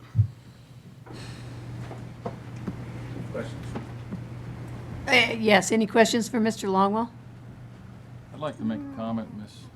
Commissioner Aiel. Josh, I completely sympathize with you, but we're bound by number one, statutes, and number two, the U.S. government. I mean, we can only do so much, and I know you blame us, but I don't think we're to blame. I'm not blaming. We're not. This department's behind you in that sense, but there's only so much we can do. I'm just seeking compensation. I'm not I fully sympathize with you. If I don't fight, then I go to business, and my kids were done. You gotta go find something else. You know, in this day and age, a man should be able to protect his livelihood. I believe that. I own those livestock. Our taxes are outrageous on that ranch, and they continue to go up. We can't do it. We can't continue down this road with these predators. We can't do it at this rate. You know, we'll get the wolves off. There's no telling how long it's going to take me to get this wolf to run. Exactly. Predators. Exactly. Yeah, everything's good. You can live with a few bears. The bears are bad enough, but you can't live with bears and wolves at that magnitude. We are going in the right direction. It's just a matter. It's going to take some time, and I don't know how long it's going to take. I hope I have enough time. Likewise. Yeah, I feel the same way. Thank you. At this time, I'd ask Luke Ellsbury to come forward and present the department's investigation and recommendation. President Little, members of the commission, Director Talbot, thank you again. This presentation is going to be set up really similar to the last one. So here we have Mount Claim versus department recommendation. Pretty good gap there. So if we look, it's the same thing. There's several different aspects to this claim as well. And so you'll see this slide pop up quite a bit. We'll highlight in the orange each aspect as we go through this. So the first aspect is going to be an open range pasture setting, just like the last one.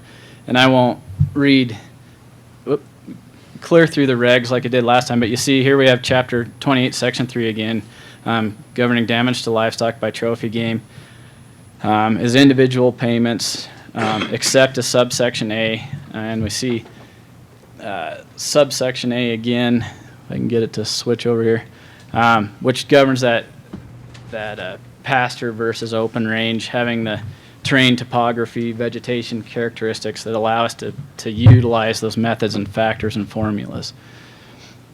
So, again, with calves, it's the same as sheep. For grizzly bears and mountain lions in grizzly bear occupied territories, the multiplier is 3.5 to 1 for every individual calf confirmed in an open range setting, as opposed to verified damage in a pasture setting, which again is just 1 to 1, just like sheep was. So if we look, we had one calf on this claim that was verified in a pasture setting. There on the right, you see the yellow line again denoting a fence line, very flat topography, irrigated pasture, versus the same picture as before, is containing an open range setting in an area where we do classify cattle in an open range and have paid the multiplier in the past. Just a closer look at that open range pasture. I tried to get a little bit zoomed in there with the calf, but you can see the ditch lines in the pasture where the calf's at, showing the irrigation. So, verified damage. The department verified one calf is killed by a grizzly bear in a pasture setting, but we also verified 9 calves as killed by grizzly bears in open range setting, and then as well as 1 yearling steer that was killed by a grizzly bear. So we'll kind of we'll go through this. The yearling steer will be the next thing we talk about, and this does go back to what Mr. Longwell was talking about, is him using the futures market to value that calf. So he valued that steer, that yearling steer was valued on the futures for April 2016. It does not meet the requirements of Chapter 28 for for market for the value of livestock. But the amount recommended by the department is based on market reports that were recent when the claim was filed in accordance with Chapter 28, Section 2FF for definition of value of livestock.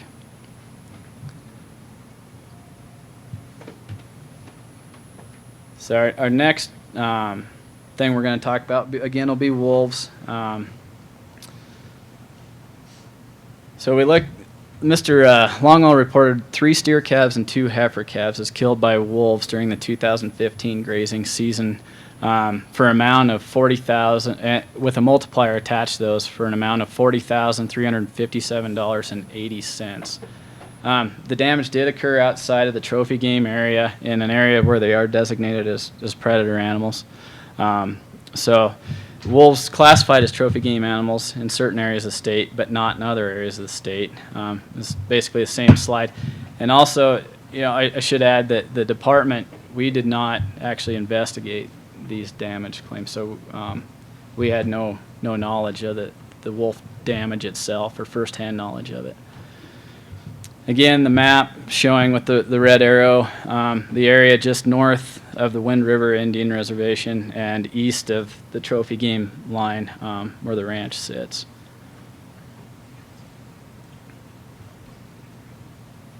So the last point will be summer pasture that was claimed on 1,000 head of cattle times $40 an AUM for 2 months.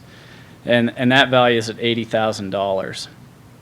So Mr. Longwell claimed grazing damages due to the redistribution of 1,000 head of cattle during the 2015 grazing season during the summer.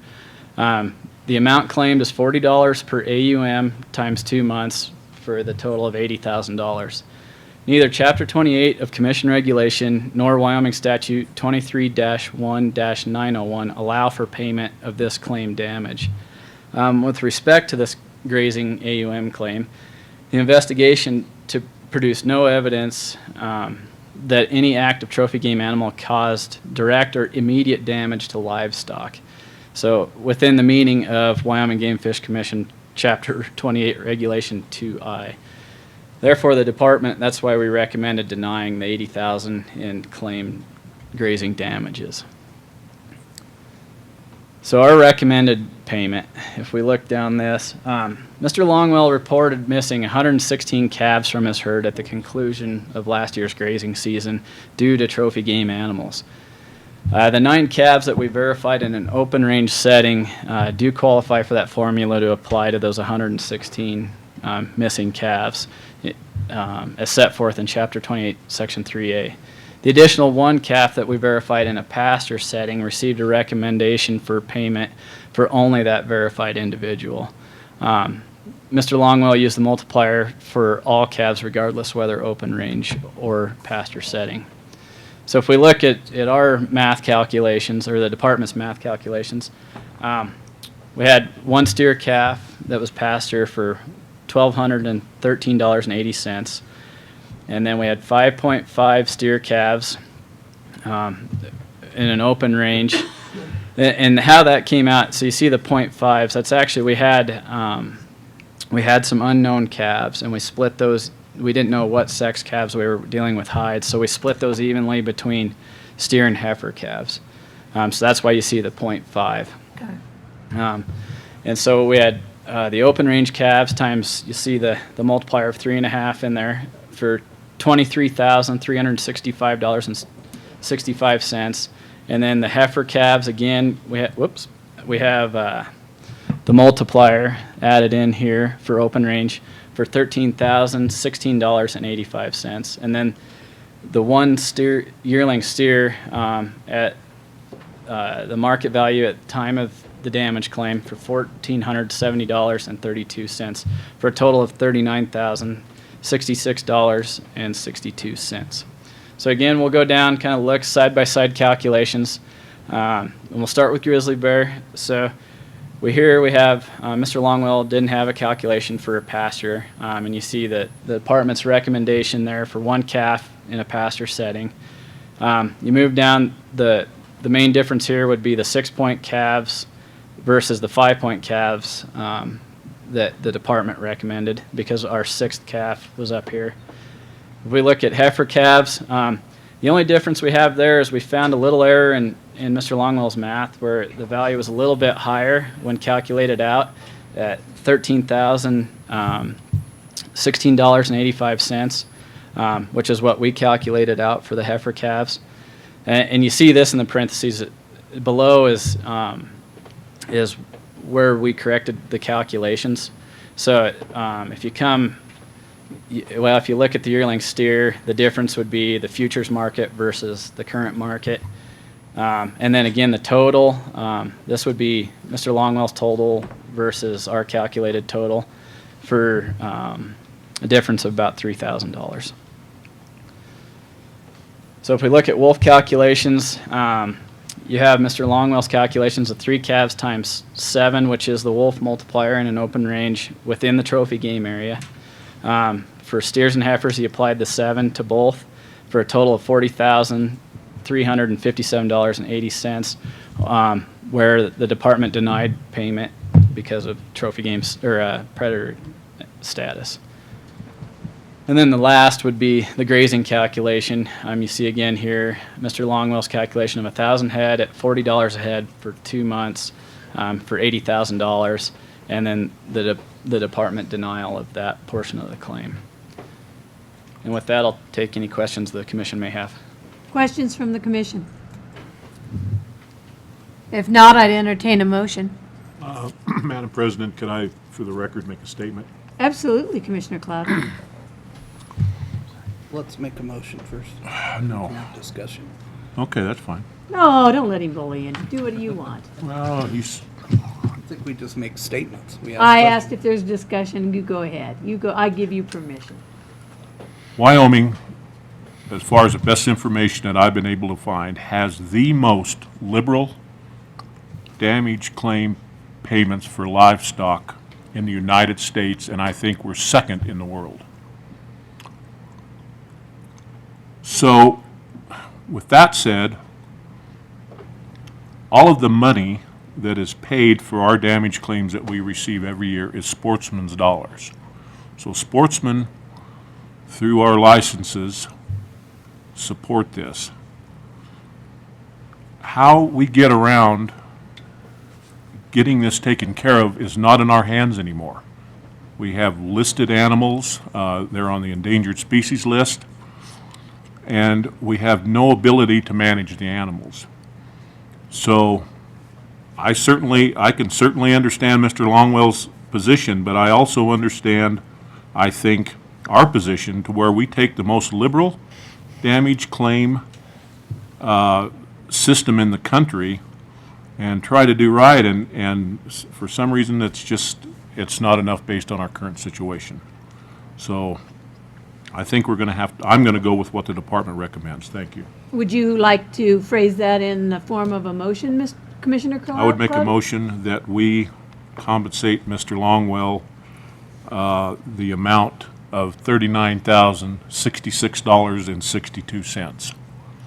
Jerry, Commissioner Cloud has made such a motion. Is there a second? Second. Seconded by Commissioner Crank. Any further discussion? All those in favor signify by saying aye. Aye. Aye. All those opposed, please say nay. Motion carries. You're good, Sherry? Thank you, Mr. Longwell and your wife, for coming all this way. I really do appreciate it, and we do sympathize. And thanks to the department as well for your presentations. Luke, thank you so much. Thank you, Commissioners. Recognize Representative Summers has joined us. Before we move on to the final agenda item, Director Talbot has pointed out that Representative Summers has joined us, and we would like to recognize him, although he just unjoined us. Try. I'll pay attention. Okay. All right, so we will move on. Oh, wait. I believe, we'll wait.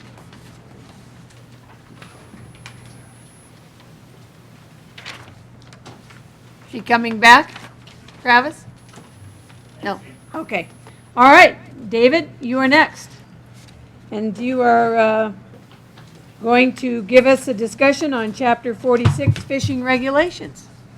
That's correct. Let's make it riveting. All right. Well, Madam President, and members of the Commission, Director Talbot, President Little said I'm here to talk about Chapter 46 today. I have about a 30-minute or so presentation here. I know we're running a little bit behind, and I'd be happy to skip through it rather quickly, or if there's certain parts you'd like me to just highlight and talk about, we could do that, or I could go through the whole thing, whatever you desire. Well, David, I would answer your question in one fashion. We are not actually running behind. We're scheduled to finish at 4:30, and we are on track if you're going to only last 30 minutes. But I will still allow the commission the purview of the type of presentation you would like. I vote for skipping along. Okay. So a riveting summary. A riveting summary. I'll move as quick as I can. I'm not sure exactly which parts people may be most interested in, but I'll guess and go rather quickly if I can then. So overview of the process. I think you understand most of it. The timeline, I'll just say that it started back in January with, in addition to public meetings that we normally hold during a public comment period, we began with some scoping meetings from January to February. Some of the proposals that you saw, that you reviewed, came out of those scoping meetings and were brought to us by the public. Another difference from a lot of the other regulations that you're used to hearing about is that fishing regulations and watercraft regulations don't go into effect immediately upon signature of the governor. They have an effective date of January 1st. So should President Little sign the regulations today or tomorrow, once they go to the governor's office, there will be a delay. They would actually go into effect January 1st. We had a fairly extensive public involvement process. I'll just point out that we had 11 public meetings throughout around the state that were attended by 125 people.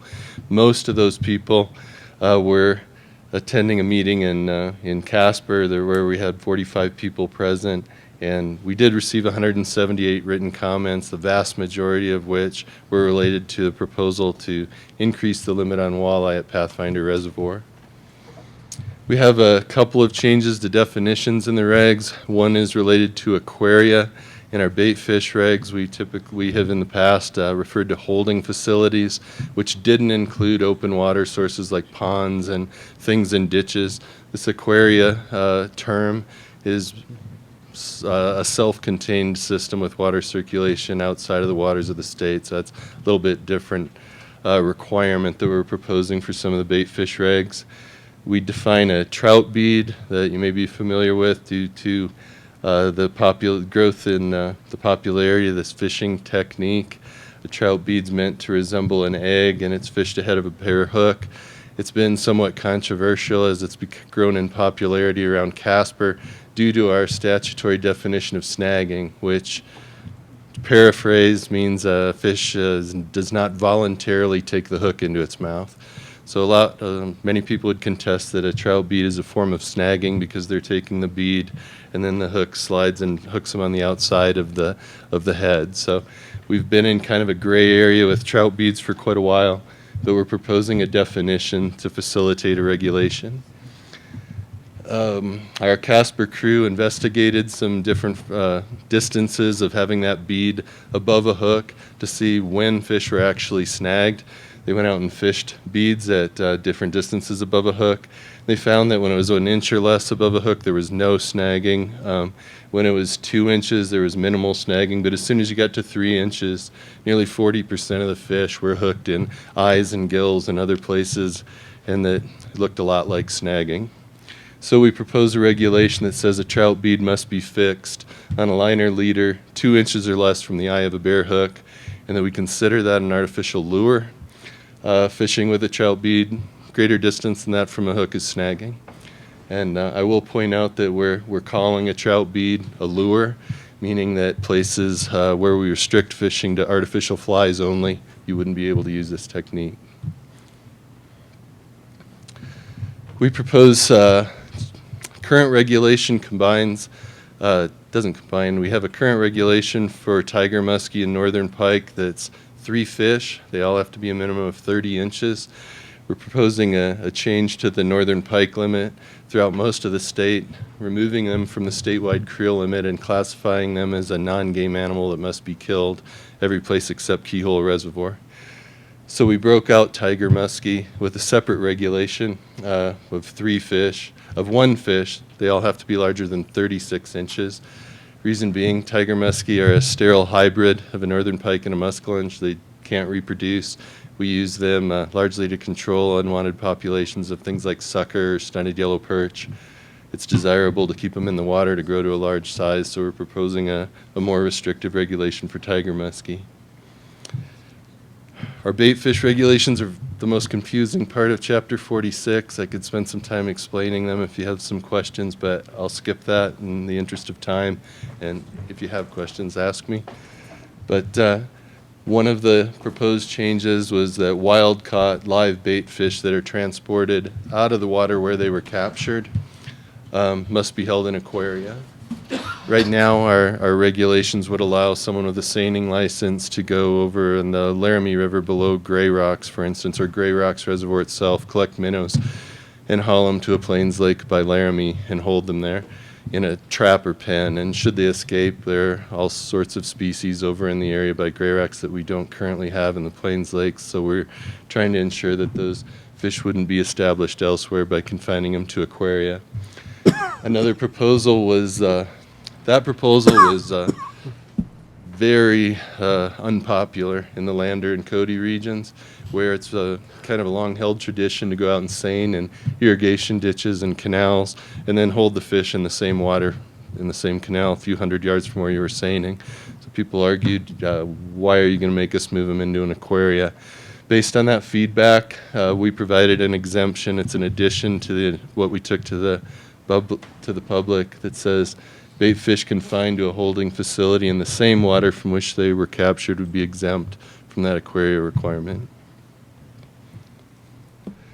We proposed giving the Chief of Fisheries the authority not to authorize importation of bait fish from out of the state for situations with non-compliance.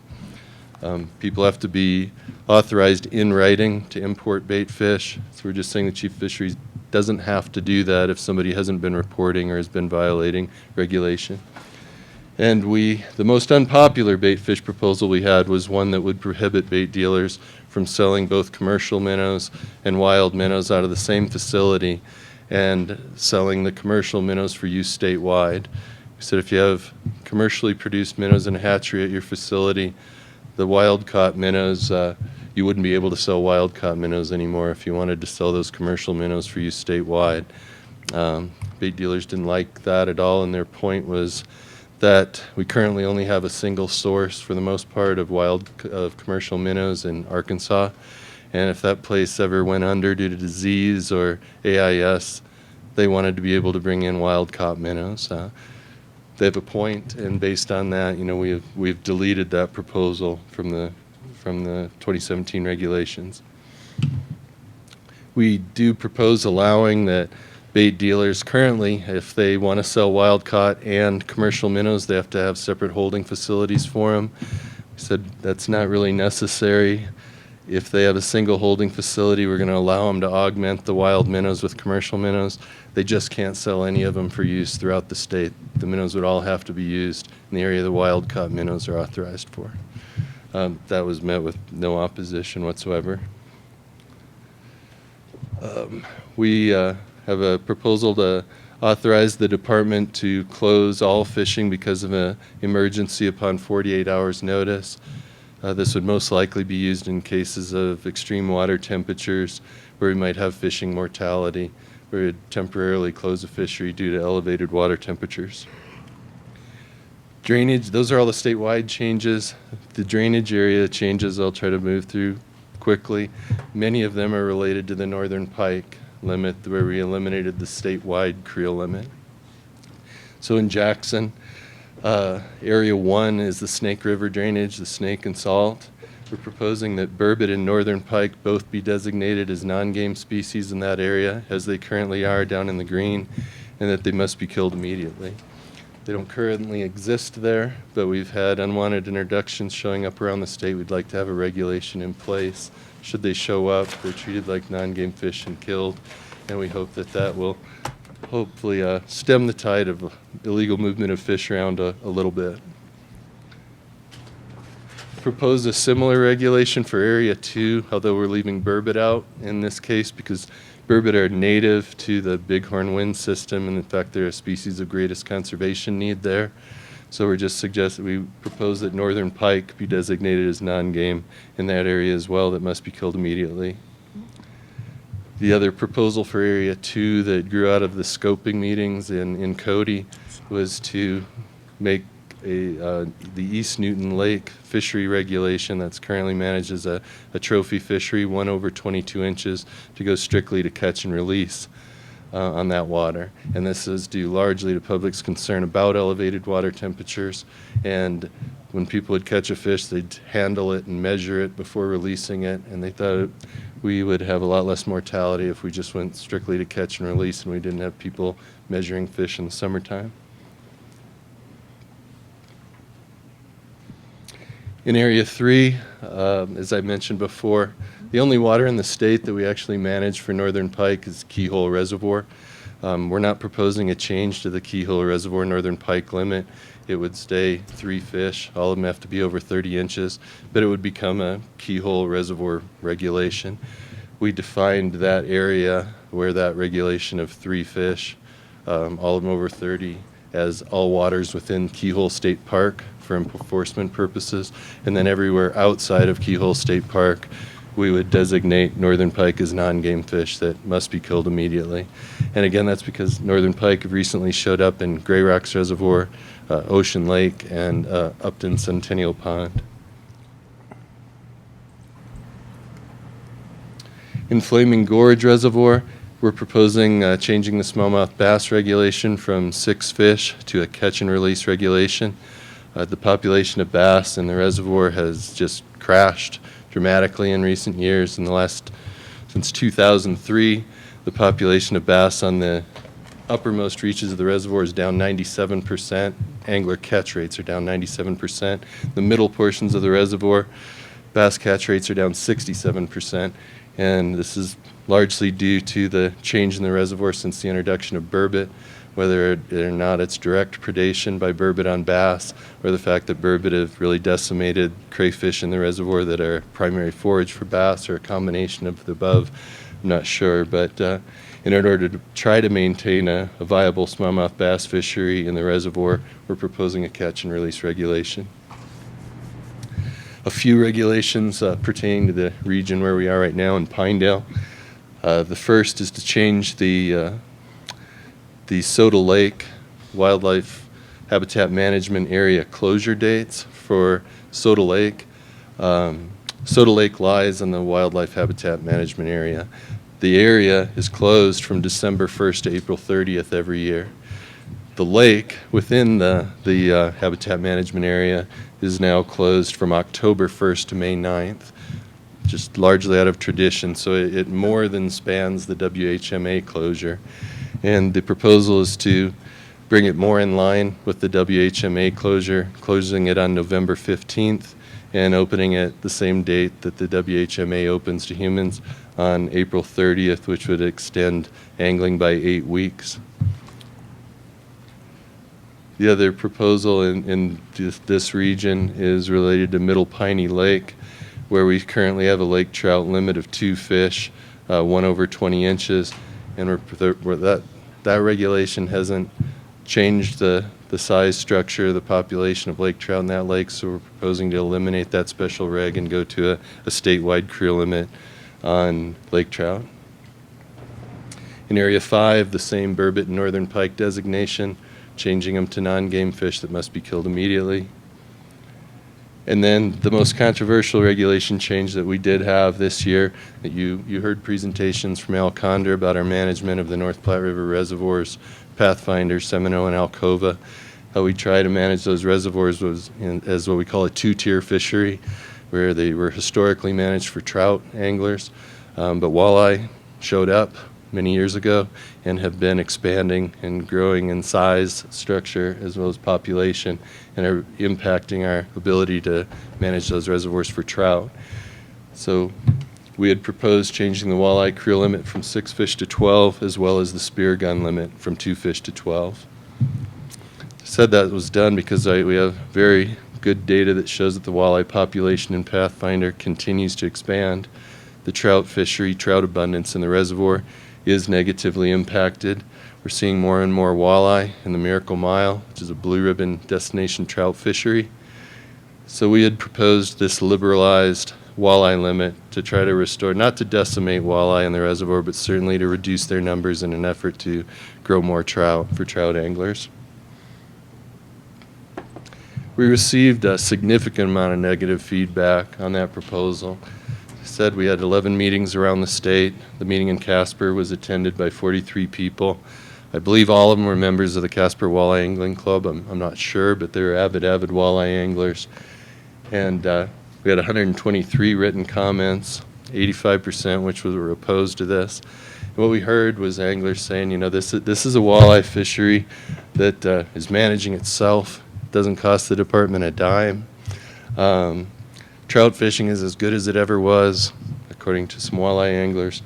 There was a strong component of the comments that was suggesting that we needed more up-to-date creel data, that our representation of the number of trout anglers on Pathfinder Reservoir was not correct for this day and age. And so based on the feedback that we received, we started to look at reevaluating that proposal. And one of the considerations that we didn't really have going in with the Pathfinder proposal was just how bad Glendo's walleye fishing had become. We don't know the exact reasons other than reservoir water level changes and periods of drought and rapid filling of the reservoir to capture water, but whatever reason, you can see here that this is a gill net catch rate in fall gill netting, where catch per hour is on the y-axis, and we're looking at the lowest walleye population in Glendo that we've recorded in a long time, which is exactly what we've heard from walleye anglers. So what has happened that we really did not anticipate is a lot of walleye anglers have refocused their efforts on Gray Rocks Reservoir to the south and Pathfinder Reservoir to the west, and Pathfinder is near and dear to their hearts, and they really are strongly opposed to any efforts for us to reduce the numbers of walleye in Pathfinder. So, based on the feedback that we heard, we are doing what we can to try to recover the Glendo walleye fishery. Steve Sharon and the guys in the culture section were able to work with the Garrison National Fish Hatchery in Bismarck and secure 9.4 million extra walleye fry this year that were stocked in Glendo in June. We also pursued some additional fingerlings for Glendo. We couldn't secure enough of them to make a trip to Bismarck worthwhile, but we may attempt that in the future. And at Pathfinder Reservoir, we are going to try to get as much additional data on the fishery, both trout and walleye, as we can. We are planning to drastically reduce trout stocking in the reservoir and stock fewer, larger trout. We're going to try to get them from 9 inches to 10 inches, and then to pursue up-to-date creel information on the reservoir and see just what that angling constituency wants out of that reservoir and what they're catching. And we do plan to go back to the Walleye Club, who offered to help fund a creel survey, and see if they're willing to follow through on that commitment. We are not proposing to pull that 12-fish limit on the Miracle Mile. As I said, the Miracle Mile is a blue ribbon trout fishery. It's very important to trout anglers. A lot of these walleye move into the Miracle Mile to spawn, and we hope that by keeping a 12-fish limit in the mile, we will some walleye anglers will target that lower stretch of the mile.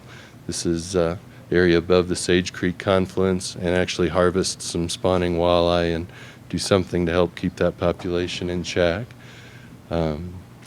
That's about everything I have, and if there are any questions, I'd be happy to try to answer them. If not, I'd ask that you move to approve the 2017 fishing regulations as proposed. Commissioners, any questions or discussion? Charles has some. Oh, thank you. Commissioner Price. Okay, well, David, I've got a number of questions here, and some of them are curiosity questions just for information. Why the 15 days versus 30 for the wild-caught minnows versus 30 days? For the wild caught and commercial minnows? Yeah, bait. Madam President, Commissioner Price, we have actually over the years had a number of bait fish committees in an effort to try to increase the supply of bait fish to anglers in Wyoming. It's always been a problem. Our water temperatures here are just not conducive to growing a lot of fathead minnows in a hatchery setting. And when that committee was formed back in the 90s, one of the recommendations was if we made a longer period of which commercial minnows could be used, 30 days versus 15. It had been 15 in the past. So we said, let's make the commercial minnows, the hatchery minnows, 30. And maybe we'll drum up some interest from people and go into the culture business and starting up a hatchery to raise minnows because they'll be of more value to anglers. That was the intent, and we've hung on to it. There are a lot of issues with wild-caught minnows. We have the headwaters of 5 different major river drainages in Wyoming. They all have their own fish species native to them. When we deal in wild-caught fish, there's a lot of danger of those minnows being moved around into places they shouldn't be. We would prefer that anglers are using commercial fathead minnows, which we have very little concern about, so we're trying to make them a little more attractive. Okay. Can you say if it's working or not? It's working in eastern Wyoming. We have a lot of interest in the Anderson bait dealer from Arkansas. Many of those bait dealers have switched over to commercial minnows only. One of them that you've heard from is Brian Woodward. Rocky Mountain Discount Sports in Casper deals exclusively in those minnows. In the western part of the state, in the Lander and Cody regions, we don't have a single dealer in those commercial minnows. They're very wed to their wild-caught minnows in that part of the state. Okay. I guess this is more of anything else, but on page 4612 there, the CII and CIII, why are those two separate things? In other words, it says burbot, ling, and northern pike are designated as non-game fish. And then 3, all burbot, northern pike, and caught shall be killed immediately. Can't those two things be combined? If they're non-game, they ought to be killed. Same regulation, different language, Commissioner Price, is that what you're asking? Yeah. I really just followed the existing language that was there for the Green River drainage where we had first made a number of species, walleye, bass, and burbot, non-game fish, must be killed immediately. We broke out the 2 separate regulations. First, that they're classified as non-game fish, and then what the regulation was. We just followed that organization. I guess without being too picky, they've asked us to reduce the amount of paper we burn basically for registration, and there's actually these things occur on 3 different places in this regulation. I'm not going to follow it any further than that. But you've already answered some of the questions. The creel survey, you're going to do some more work toward that. As I read the comments, the comments there was quite a few people commented they need to do an up-to-date creel survey, and it sounds like you're already going to follow that. That is correct, Commissioner Price. In the past, we used to do a lot of creel surveys that involved aircraft counts from the air. They've become very, very, very expensive. They're no more expensive than they were, but we've reduced our investment in those sorts of surveys. I would venture to guess that an aerial survey on Pathfinder Reservoir for the summer months would cost in the neighborhood of $100,000. Fortunately, I think Pathfinder has fairly restricted access to a small number of boat ramps where we may be able to do a more affordable, accurate survey from the ground, and we intend to follow through with that as soon as we can. It would be very nice if that could occur next May, June during the walleye season, but that's our FY17 budget. We don't have anything budgeted at this time. So as I said, we're going to see if we can get any contributions out of the Casper Walleye Club and look elsewhere and see what we're able to afford this coming spring. So will you be only surveying, it looks like you ought to survey the people, the trout fishermen, as well as the walleye fishermen at the same time. Is your plans include that? Yeah, Commissioner Price, it's a very good point. I mean, some would contest or contend that the trout fishermen are no longer there. So how can we do a creel survey? They've already gone elsewhere, and they won't return until we restore the trout fishery and Pathfinder. So part of the survey may have to be an attitudinal survey or an angler opinion survey of anglers licensed in Carbon and Natrona counties, something like that, through a mail or phone or online survey to look at angler attitudes. Okay, the other question that's come up there is the spear fishing. I've heard two arguments on that the spear fishermen are going to kill all the big walleye. They'll pack them out of there 12 at a time. How much spear fishing is there really for walleye?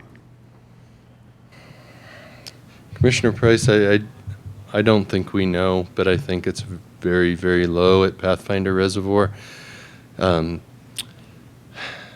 There are a small number of spear fishermen. Water conditions have to be right. Turbidity has to be relatively reduced. Spear gunners cannot use artificial light, so they're going to have to get awfully close to a walleye. You know, they do have the ability, if they get on a spawning aggregation, to take under current statewide spear gunning limits 2 large walleye. I think that total harvest would be very low myself. I think the window of opportunity for spear gunners on that reservoir where they could really be effective would be very short. Okay, but do I interpret that 12 creel or 12 walleye per day creel limit applies to fishing there at the Miracle Mile, that stretch in there, or is it still 2? Did I misunderstand that? I actually would have to look at the regulation. It's 2. No, we did not propose the 12, that the spear gun limit would not apply on that section of the river, so it would remain 2 in the river as well as the reservoir. Okay, it's still at 2 then, so I'm Spear gunning. For spear gunning. So I misinterpreted that when I believe so. Read that. Okay. Thank you for your presentation and the information. Commissioner Culver. One quick question for you. Has it been brought up to remove bullhead catfish from the game fish species in Wyoming?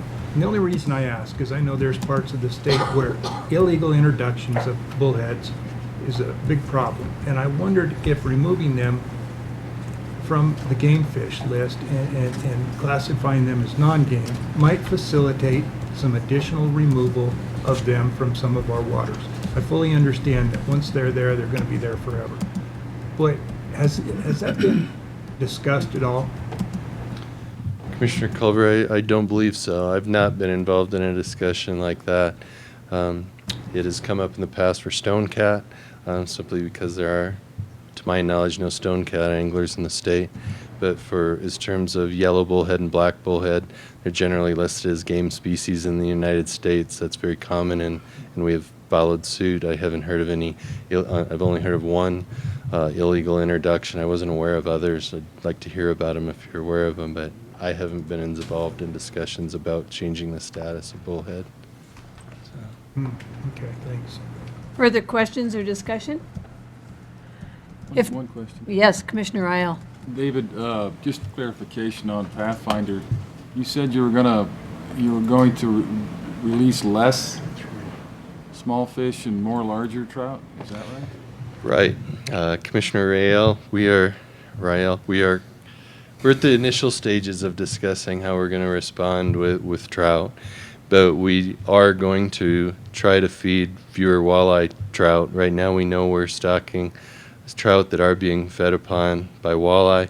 We plan to reduce the stocking. The tentative plan that we only landed on yesterday is a fairly large reduction. We currently stock about 160,000 9-inch fall rainbow each year.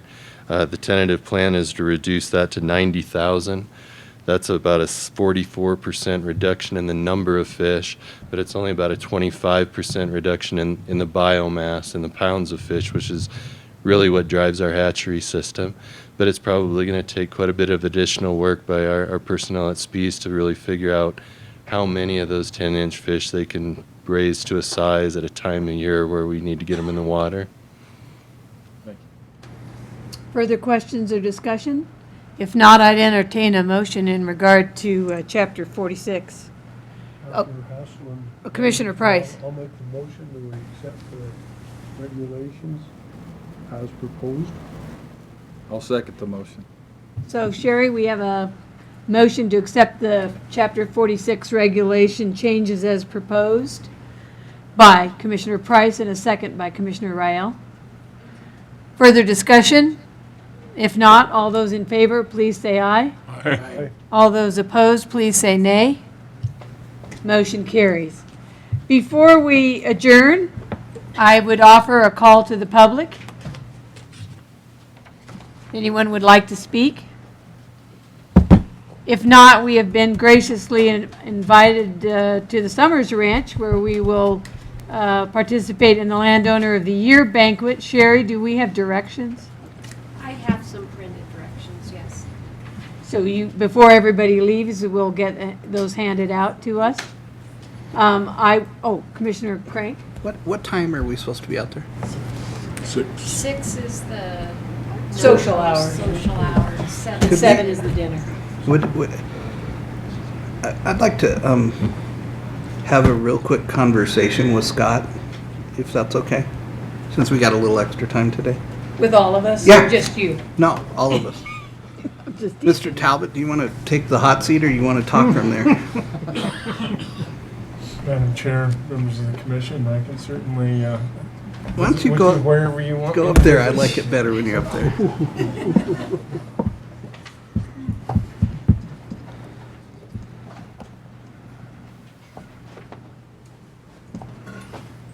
And I throw this out, and then I see where it heads. I don't know. Scott, it occurred to me today when you were giving awards to Mr. Kennedy and Mr. Nesvik, you commented that you know, they have both gone above and beyond the call of duty to fulfill the mission of Game and Fish. And one of the things you mentioned was that we haven't had 2 deputy directors for what, like a year and a half? Is that accurate? Was that? Madam Chairman, Commissioner Crank, yeah, I did make that comment. Okay. So, you know, it occurred to me when I was listening to that,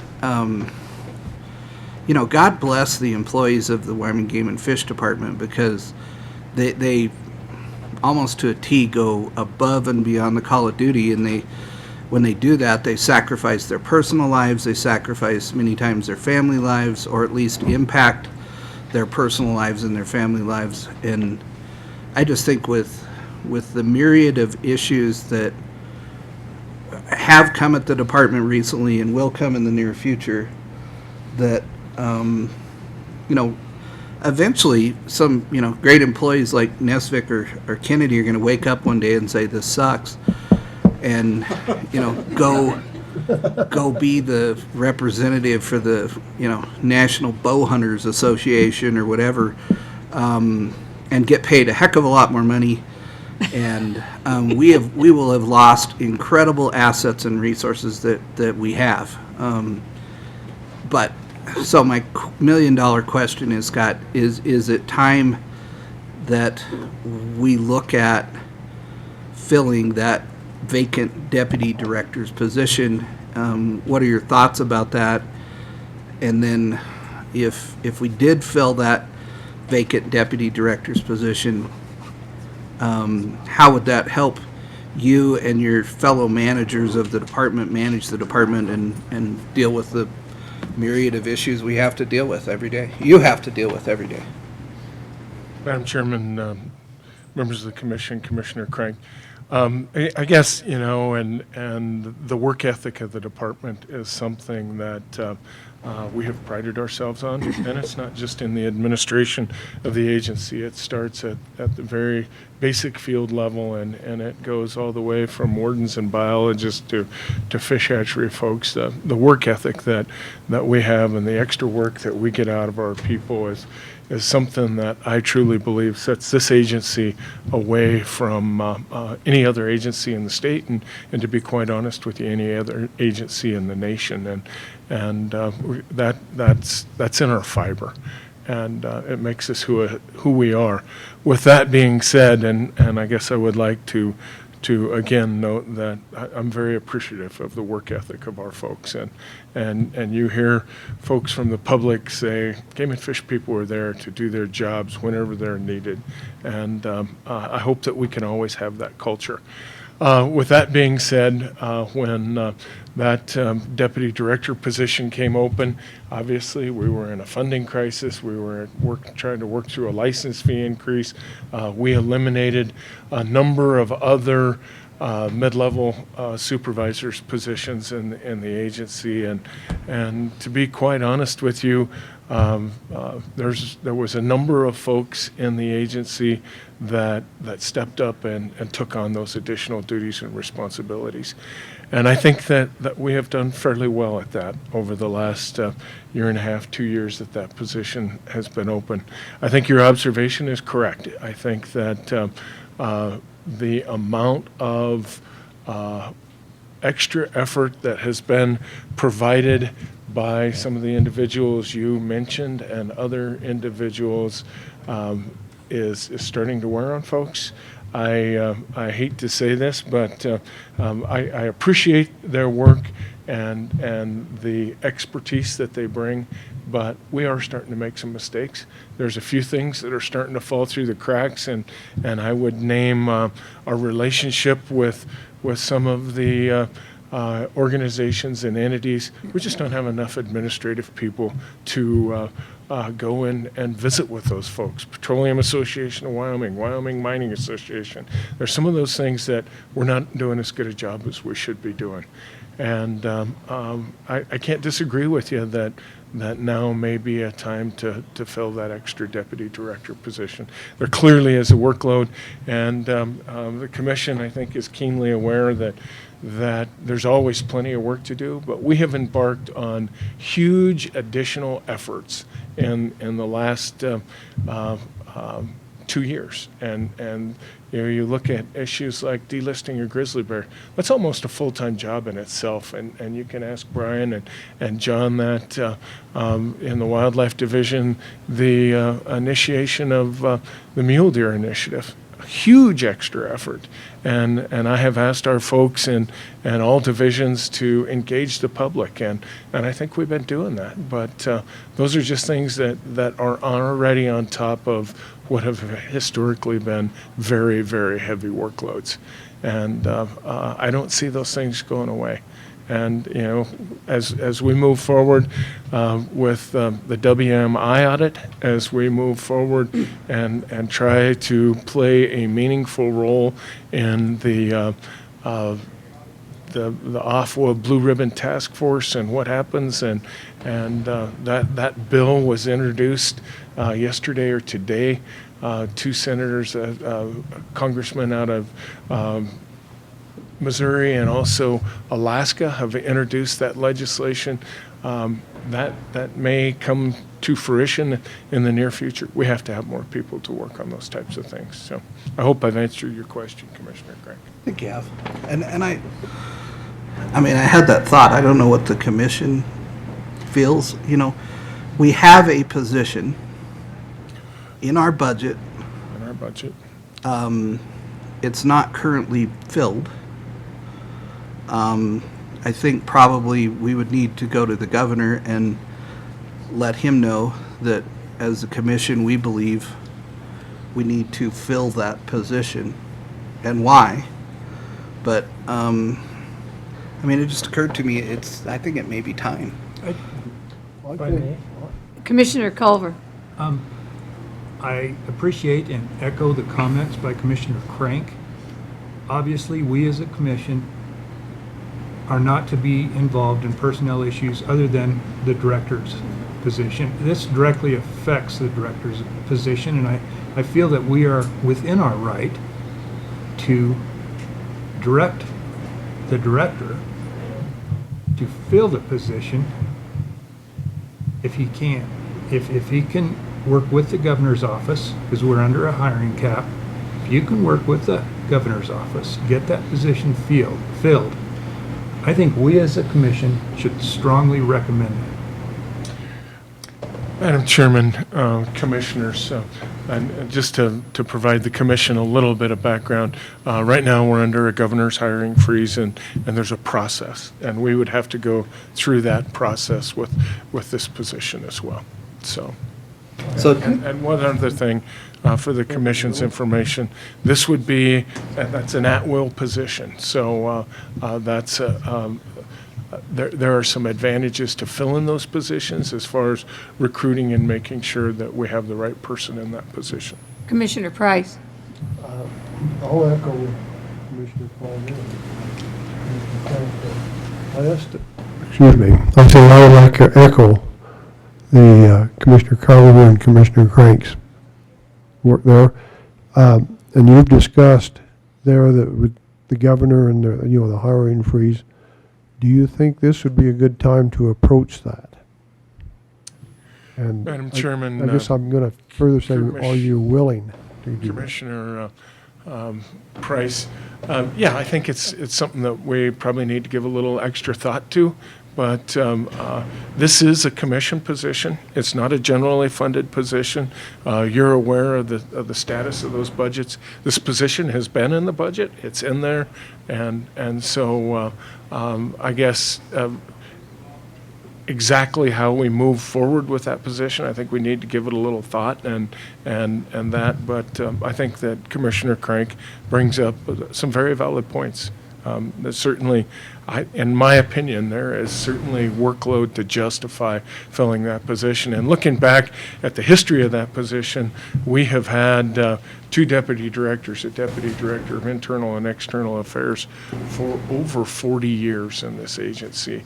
And we all know that we have as much going on right now as we've ever had going on in the history of this department. I support it. I think one of the things that happens to people when they work as hard as they can, and finally, at some point, they just burn out. If you try to push them to the limit, kind of like a horse. All right, good discussion. I'm going to cut it off. How's that? Well, before we do that, Carrie, one more thing.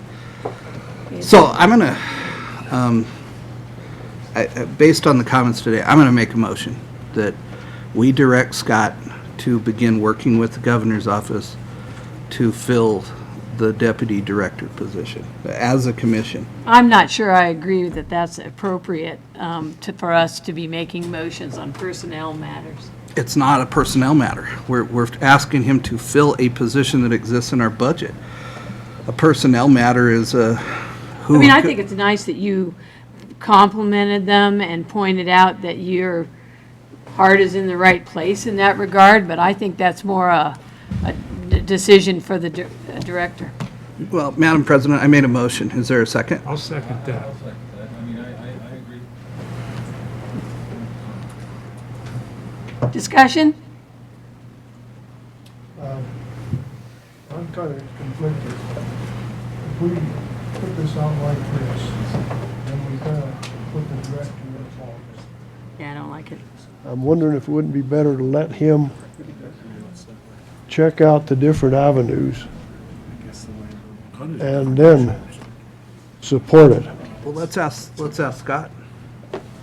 Are we putting you in a box by doing this, Mr. Talbot? Madam Chairman, members of the Commission, Commissioner Crank, the way I understand the motion is that you have asked the department to explore the option of filling this position. You have already approved that position in the budget. It already exists there. And the way I understand the motion, no, it does not put myself or the department in a box. Question. All right. There is a motion and a second. Sherry, motion made by Commissioner Crank and seconded by Commissioner Rael. I would ask Commissioner Crank to, could you repeat that? Sherry may not have it, but I'm not exactly clear on your. Well, my motion was to, as a commission, we're directing Scott to explore filling the deputy director position, which already exists in our budget. Yeah. My only comment would be, since it already exists in our budget, I feel like the commission direction is already there, should he choose to exercise it. So personally, I think the motion is valueless, but there is a motion and a second, and so I would call for all those in favor, please say aye. Aye. And all those opposed, nay. Motion carries. I would ask for a motion to adjourn. I so move. Moved by Commissioner Crank. A second. Commissioner Rael. All those in favor, please say aye. Aye. All those opposed, nay. Please get your directions from Sherry.